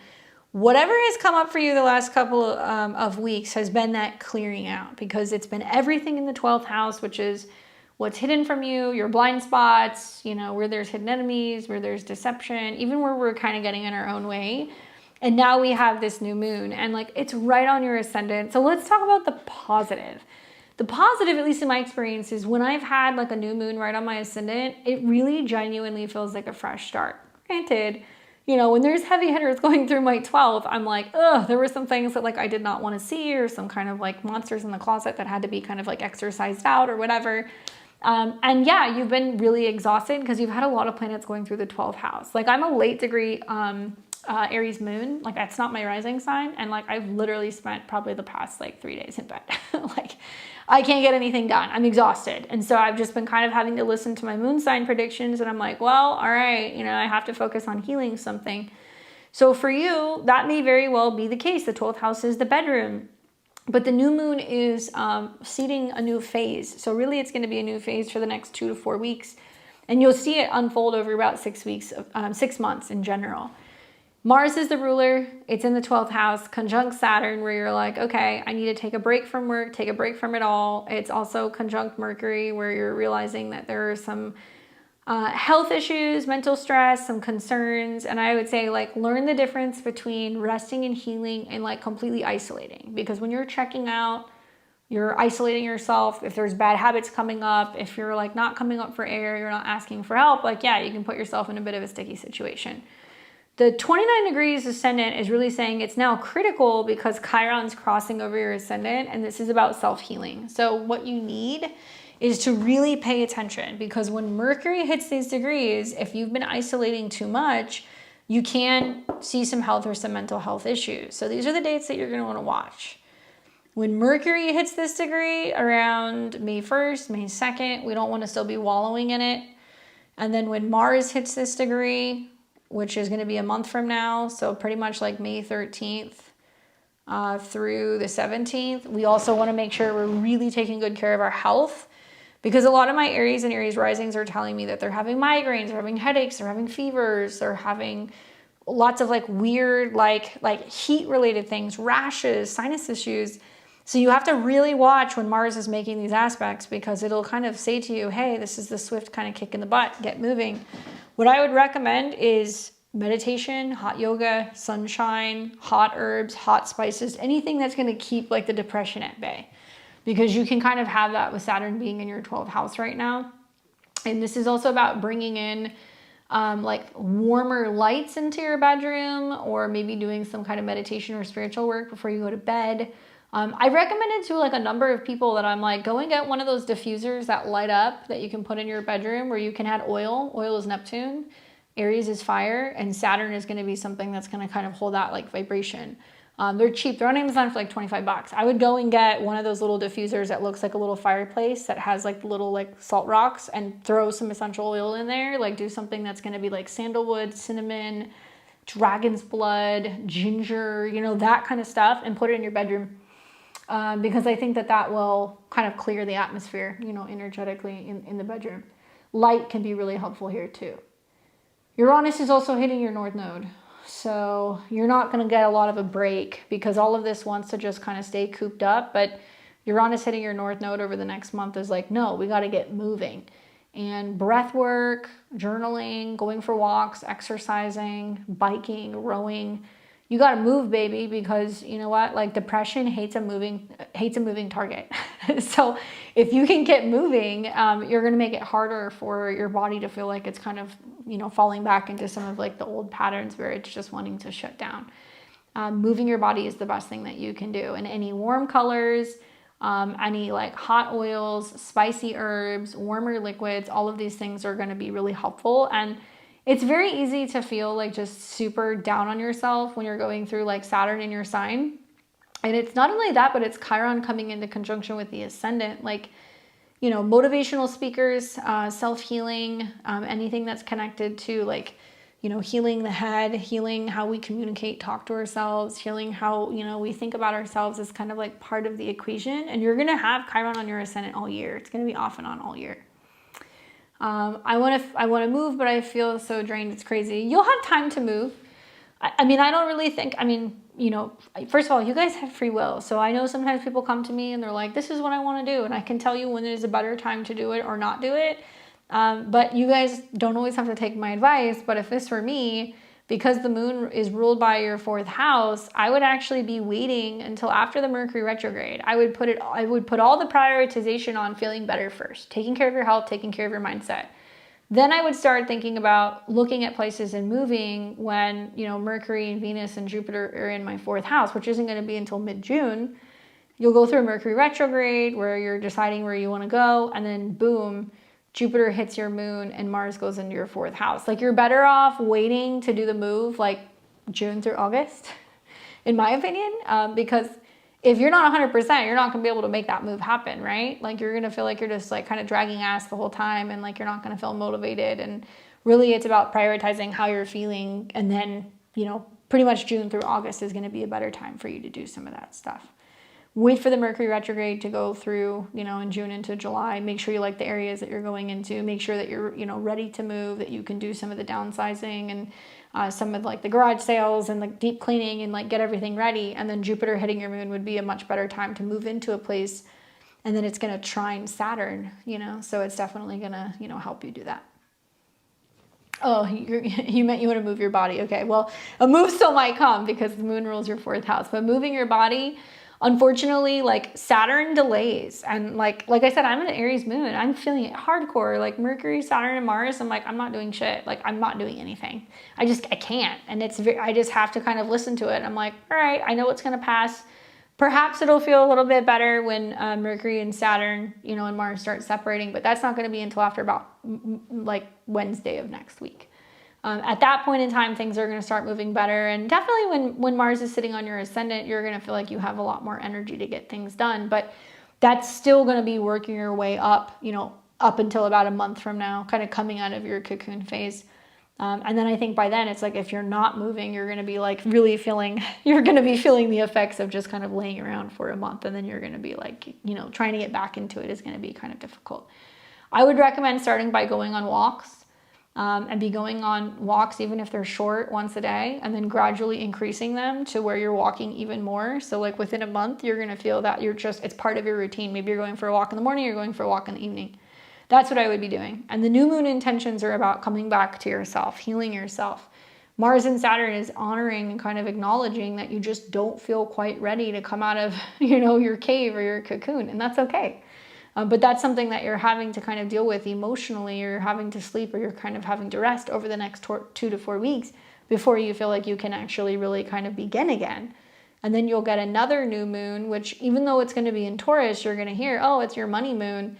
It's not for you. The actual real new moon in your 1st house won't be until May 16th in your 1st house.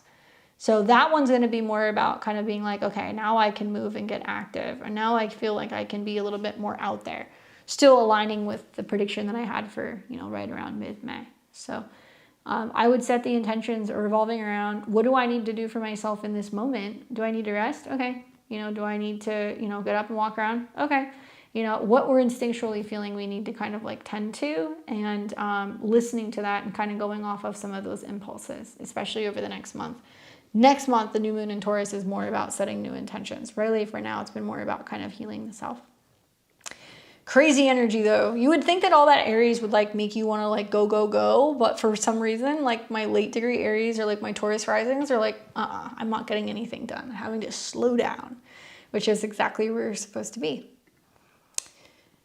All right, we've got Alana, and then we have Yollette, and then we have Free Spirit. Thank you guys for your patience. I know this takes a little bit of time, but I want to make sure you guys all get good readings.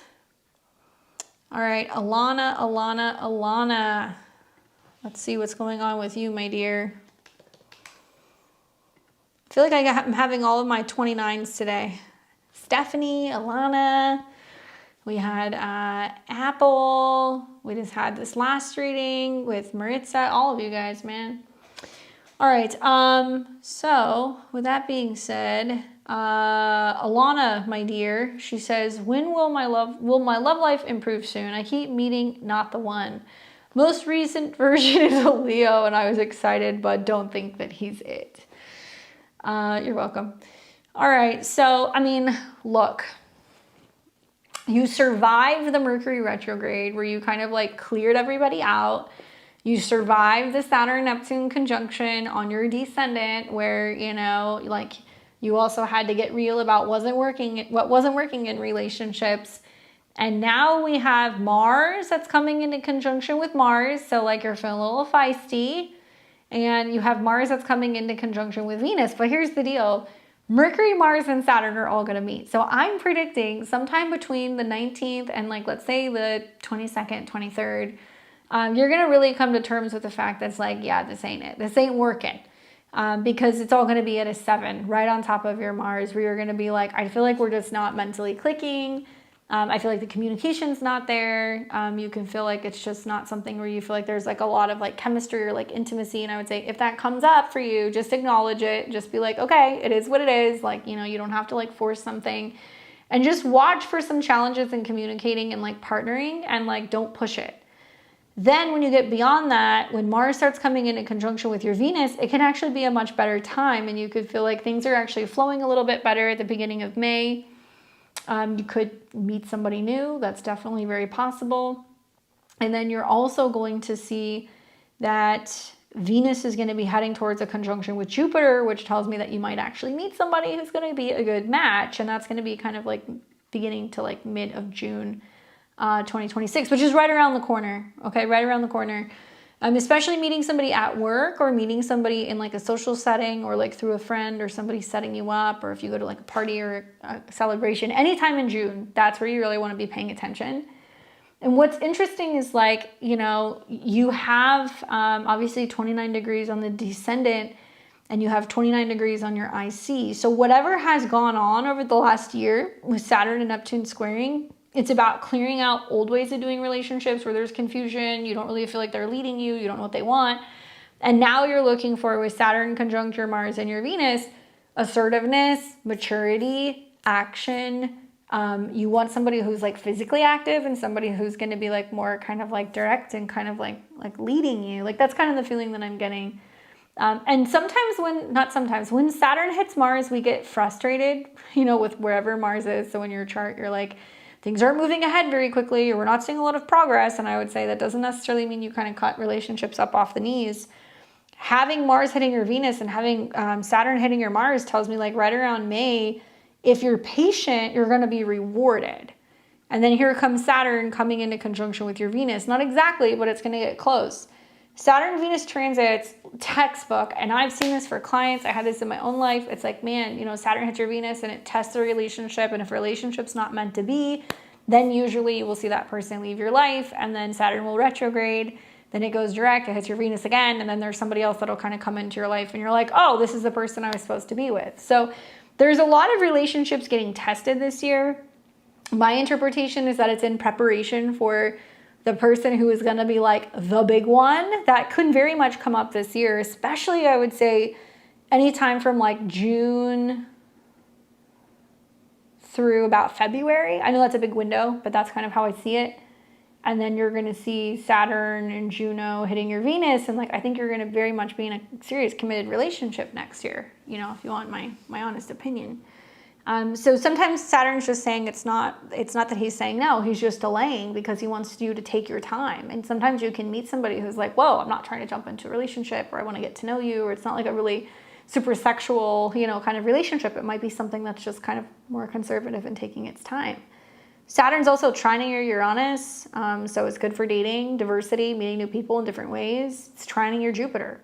And I think that this is just about like looking for people who are going to more kind of have that archetype of Aries. Like you're going to want people who are going to be like, yeah, so I'm active. I like to go hiking, like I like to work out. I like to do things. And you're going to be like, oh, I like that. Like somebody who's just going to be like a little bit more, kind of direct about what they're doing. And you'll meet entrepreneurs. You'll meet people who are very much into like their lives and having their own like thing. So it can also be good to like meet somebody who is not going to lose themselves in a relationship. They can participate in the relationship and they can still do their own thing. And sometimes a little bit of like distance and that divide can actually make relationships like all that much better, right?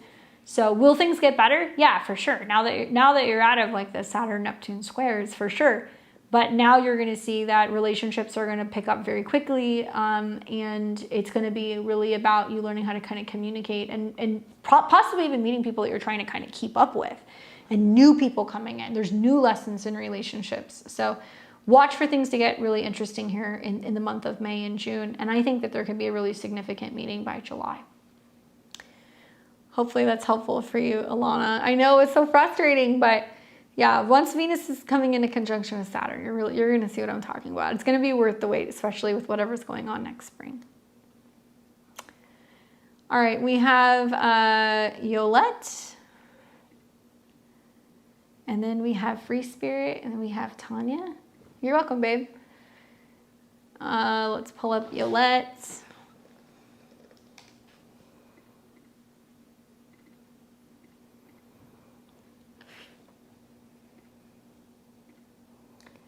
August 13th, 84? Yeah.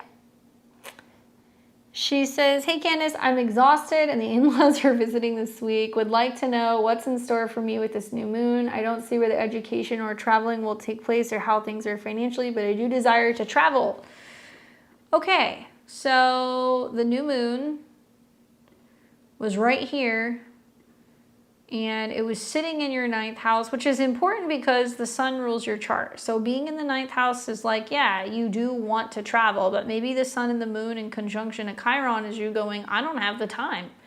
Like, I don't have the time to break away, or, I don't have a lot of alone time. But the 9th house can be about culture. It can be about classes. It can be about teachers. It can even be the beginning process of planning something. Like, I usually try to wait until I have a new moon in my 9th house if I want to go on a bigger trip later in the year. And I'll start researching where I'm going. I'll look at the Airbnbs. I'll look at airfare. I'll start putting an itinerary together. And that's something that you can do. So you may not be traveling now, but that can be something that's like a part of your plan over the next 6 months. I do think you will do more traveling because this new moon is setting the stage for where you're going to be in 6 months' time, but it's also opposing Pluto. So it might be traveling that you're doing away from your family. It's trining your sun, so it might be symbolizing where you're like, oh, I can go and do things on my own. And it could be workshops, seminars, going to retreats. It could be, weekend where you're going to be doing intensive like learning or training, quick trips that you can kind of do on your own too. So that is saying that there may be an opportunity for you to do that. You may not necessarily be doing that with a partner though, because Saturn, Mercury, and Mars are kind of behind the new moon in your 9th. She says, I'm thinking July, would love to go out on my own. See, there you go. So this can be where you start kind of making those plans. And if you're going to do anything that's going to be more on your own, you may see that when Mars comes into conjunction with this degree, that you're like, okay, I'm going to book it like sometime around mid-May. And then if you are going to travel, I would say July, the second half of July would be better because the Mercury retrograde is not happening unless you want to, man the Mercury retrograde, you can. The Mercury retrogrades for the rest of the year are going to be a little tricky because Mercury is going to retrograde in water signs and Mercury is going to retrograde and it's going to square Saturn. So if you're planning on traveling somewhere with friends might bail, right? So going and doing something on your own or traveling to visit friends or something like that might be better. And maybe traveling the second half of July would be better while the Sun and Jupiter are starting to come into a trine with Saturn. Just some food for thought. Also, the South Node's going to be hitting your Sun, so you're going to be like, I kind of feel like I just need some kind of time away. Now, you can use a Mercury retrograde to do that. I just think that I would make sure you have baggage tags, prepare for delays. There could be some changes with your travel plans because Mercury is going to square Saturn. So you're either trying to do this like the first half of June, or you're doing this the second half of July into August. And to be honest with you, traveling would get even better in August when Mercury goes into your sign and you have a new moon here, kind of mid-August to the end of August, is some of the better transits that you're going to have for traveling. And Mercury and Jupiter are opposing your Sun, so you might be like, I'm going somewhere in July, and then you're like, ooh, there's another opportunity to do something in August. And that's why you can't see what's coming up with the new moon, because it's going to play out over the next 6 months. But where you're traveling and you're traveling alone and you're healing yourself and you're learning more about self-healing, and maybe there's some classes or some authors or some programs or some books that you kind of resonate with, training certification can kind of come up here too. So I've seen a lot of Leo risings that are like, I'm getting my yoga teaching certification, or, you know, I'm going to this like meditation retreat, or, you know, I'm going to a Tony Robbins, you know, kind of like, you know, convention, or I'm taking a seminar, you know, with like this motivational speaker. Those kinds of things will start kind of coming up for you. But I do think that for the most part, I mean, like, man, Saturn and Neptune, you know, they're trining your ascendant this year. They're trining your natal South Node and your natal Uranus. So you're ready to get out of the house. You're ready to have some fun. And I do think that this can be a wonderful time for you to be like really embracing some change, because I feel like you're going to be on the go, and there's going to be like a major glow up with eclipses in your first house and Jupiter moving through your first house as well. It's interesting because in-laws are always the ninth house in general, and then like your mother-in-law is usually your 10th house, and your father-in-law is usually your 4th. So you have all these planets going through your in-laws where you're like, oh, they're coming and like visiting, like what does it mean? It just means that there might be some kind of like delays with them getting in and traveling with all these conjunctions, and then you're kind of having to kind of, you know, cater to them a little bit, which it looks like you can handle with some of the trines to your ascendant. But yeah, I would say take some time to go and do some stuff yourself, whether that's like the second half of July or even into August. There's going to be some wonderful opportunities, and I think that you're really going to have like the travel bug with Jupiter being in your first house. Hopefully that's helpful for you.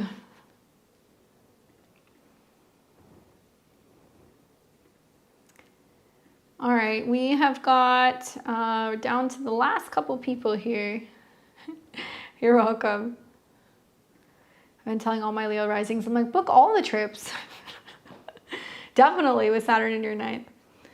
All right, so we've got Free Spirit, and then Tanya, and then Donna. I will refund you, don't worry. Okay, so I think Free Spirit was a synastry here, if I remember correctly.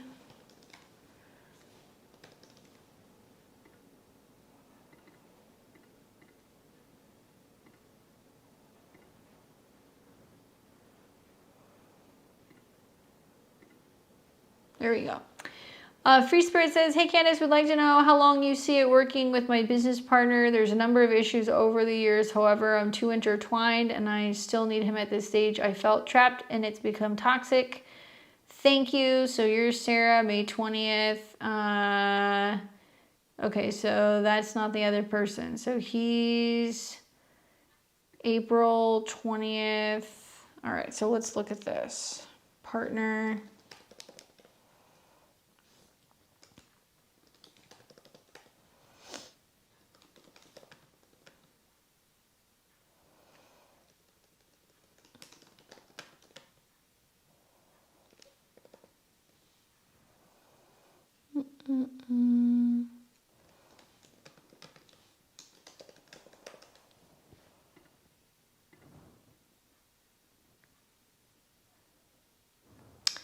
All right, so we've got you, Free Spirit, Sag rising, Sun in Taurus, Moon in Cancer, and then we've got the partner who's the Aquarius rising, Moon in Leo, and Sun in Aries. So here's the deal, and I can see it in their chart. I mean, eclipses are coming with the South Node in the 7th house, which could be changes and disruptions with business partnerships in August, and I could see it also again, you know, February through April of next year. The new moon that he just had was on his Sun, so it's about addressing new cycles in relationships or business partnerships and where there's some issues in wounding. The ruler was Mars, which is conjunct Saturn and Mercury, and he's in his Saturn return. So it's like a lot of communication issues, financial issues, the list goes on. And to be honest with you, like this is very clear that he's going to be going through some major relationship clearing of some kind, right? That's just going to happen. You know, Saturn is going to be coming up on his sun over the next 2 years, which is really going to test the relationship. But Chiron's going to be there this year into next year. And that's telling me there's issues in how he's communicating with partners, how he's speaking to them. And like he can be stern or aggressive or assertive in how he communicates. And I feel like he's almost kind of like making any opportunity to kind of like be diplomatic, like more challenging or more difficult to kind of make happen. I don't know. That's just the feeling that I'm kind of getting. I've seen a lot of Aquarius risings who've got Aries in their chart. I've been telling all of them, you have to be mindful of how you're communicating. You need to be mindful of, you know, how you're speaking to people. You need to be super mindful of like keeping an open mind and like not just talking, like listening. And so this can kind of tell me that like that's where some of the wounding is coming from. And when I look at your guys' chart together, you know, he has his Venus on your sun and your Juno, so that's a good partnership vibe. He's got Pluto on your south node, which means there can be some power struggles in this professional partnership. And Pluto and Uranus can mean it's just very hot and cold, off and on, and like you don't feel like a lot of stability. And his Chiron's on your north node, so it brings up some emotional wounding. Jupiter moon is really good for business and making money.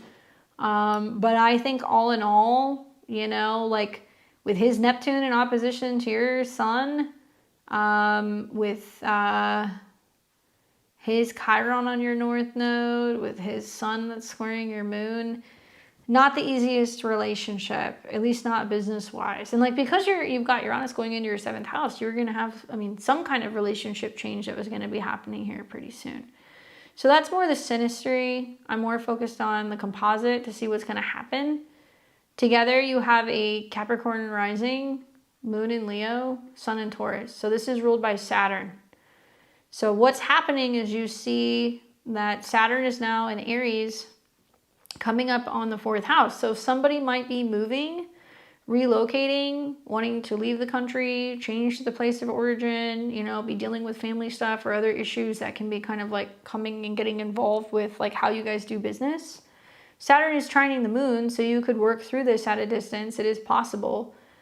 But you're going to have a Mercury retrograde in June going into July that might be trying to get out of the relationship or business partnership in some way because it's squaring Saturn. And then you're also going to see Venus going retrograde in Mercury going retrograde in your 10th house, where it looks like you guys are trying to wrap up the business connection and trying to kind of like make that subside basically as you're getting into about October and November.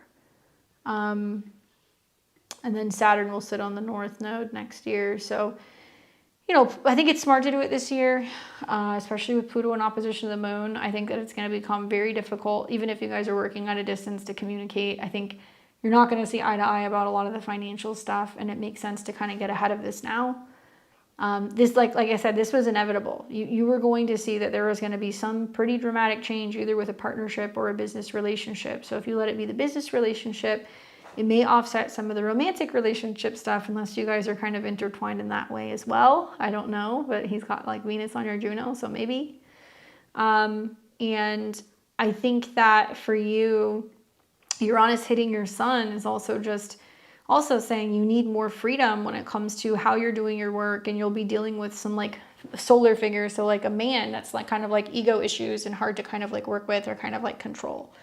And so it's going to upend either where you're doing business or how you're doing business, and it's squaring your Mars. So it looks like it puts a lot of tension on like how you can kind of communicate and keep things going.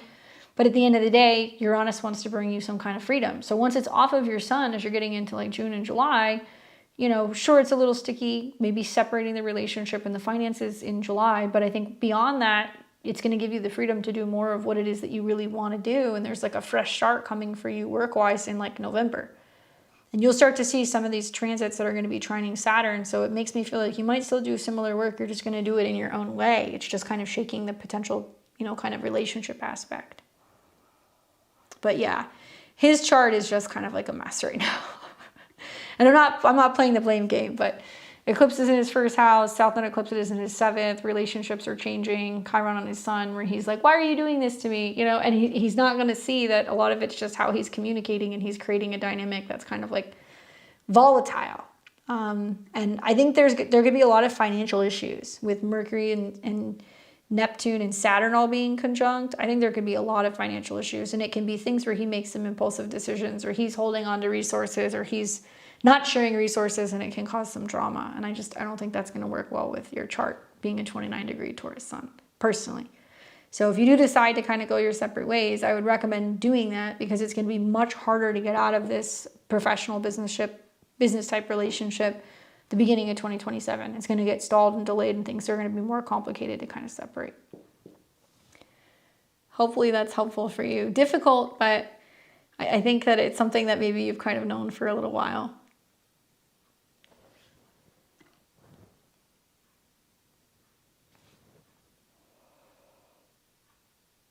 You will. You're going to find that there's a lot of restructuring your business stuff that's going to be happening for you in October, November, and also the beginning of next year.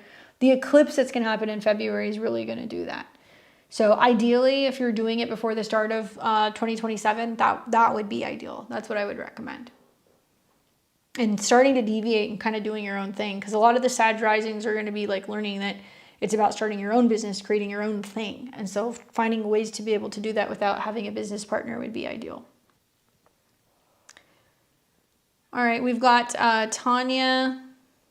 Let me see if I have you in here.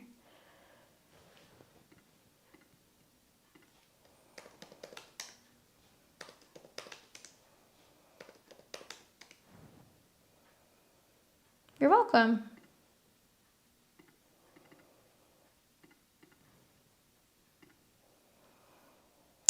Uh, 31784 in Philly. So we've got Aries rising, sun in Pisces, and your moon is in Virgo. And she says, I would like a new moon in Pisces reading, please, because I missed it a few weeks ago. You got it. So let's go back. Let's look at the new moon in Pisces. So yes, you had that new moon on your birthday. So obviously, even the last month is probably pretty significant for you, because it kind of symbolizes over the last 4 weeks where there's been this reset when it comes to, well, your appearance, your goals, your identity. And the sun represents kind of your health and your habits, and also like feeling like inspired or connected to something bigger than yourself. So it's been a lot of kind of being in your own head, behind the scenes, resting, recuperating, kind of daydreaming, and like setting in motion what's going to be a whole year of something brand new. So the halfway point when you're getting into like Virgo season is where you're really going to want to pay attention, because you're actually going to see that this is a new moon that is seeding what will be a full moon lunar eclipse. So the halfway point is going to be as we get into Gemini season. So when planets are hovering around that like 27, 28, 29 degrees of Gemini is where you're going to want to pay attention. So like when Venus is doing that around the 3rd week of May, when the sun is doing that around the 3rd week of June, when Mars is doing that around the 3rd week of July, that's all going to trigger that new moon. And I think that for you as a Pisces, you might see that it's about changes in where you're living. It can also mean that there are going to be some changes in terms of how you're communicating and expressing yourself, and you're learning to kind of be a little bit more open to change, because this is mutable energy. So it's about changes in how you think, communicate, and so on. And then this will turn into, it's going to be a full moon lunar eclipse, and that will be in Pisces. And that's going to be happening here on August 27, 2026. So if you notice when this full moon comes in, and it's a lunar eclipse, so it's big, right? It's very emotional. It's going to be on your Venus. Venus represents your 7th house. So this is about a karmic relationship turning point. Obviously the 12th house, we can travel, we can feel more spiritually connected, we can feel more kind of like our dreams are being fulfilled. But with Venus being highlighted, I think there's going to be a big like love story happening. I think with Venus also being in your 7th house, it's kind of saying there's about to be like a big kind of karmic change in relationships for the better.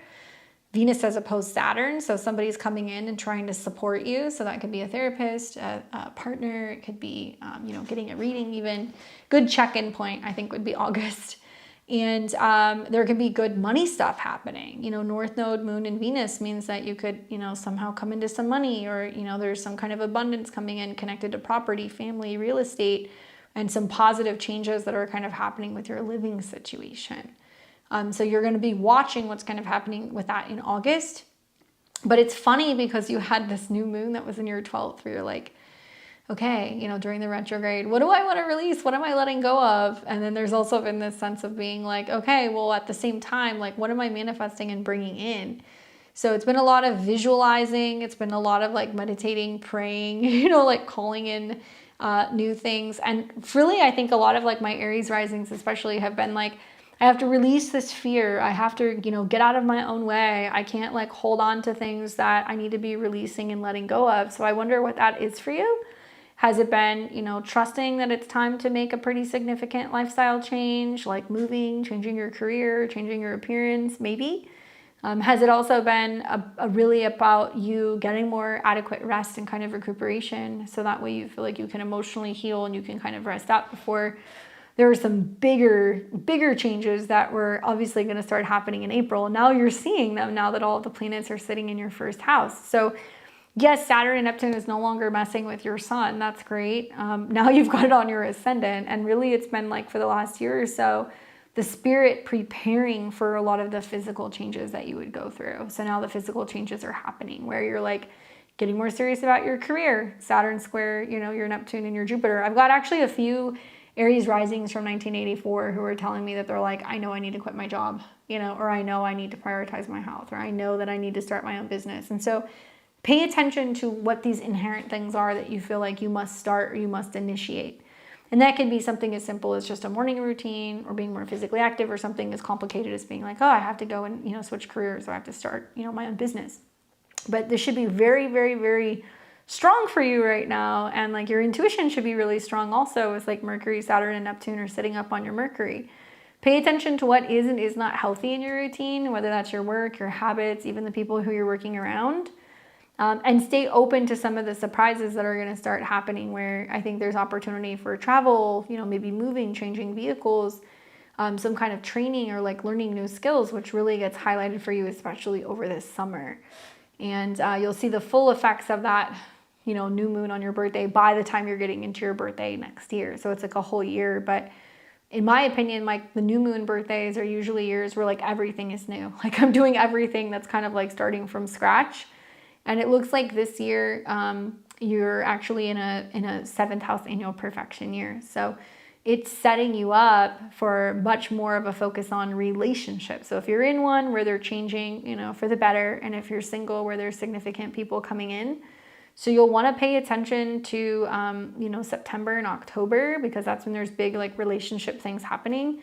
And Venus is your time lord this year, and it's getting activated with the North Node hitting your Venus. So it's like really about calling in like a really strong partnership or relationship, or somebody who's going to be there for you while you're going through like lots of like emotional and kind of like spiritual change.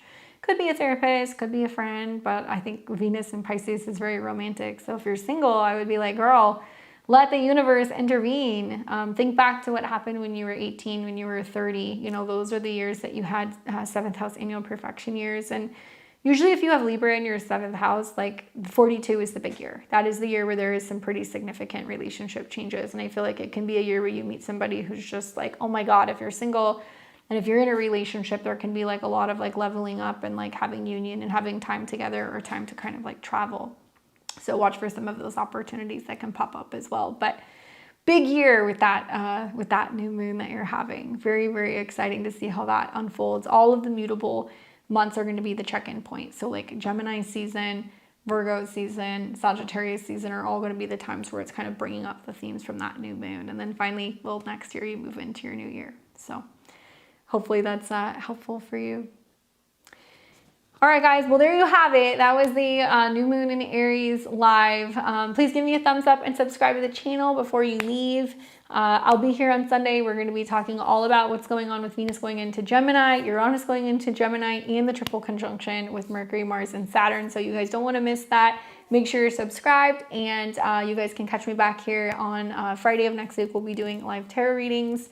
Thank you guys so much for hanging out with me. If you want to see more about my work, if you want to learn astrology, I'd be happy to teach you. I have all kinds of beginners courses and advanced courses too.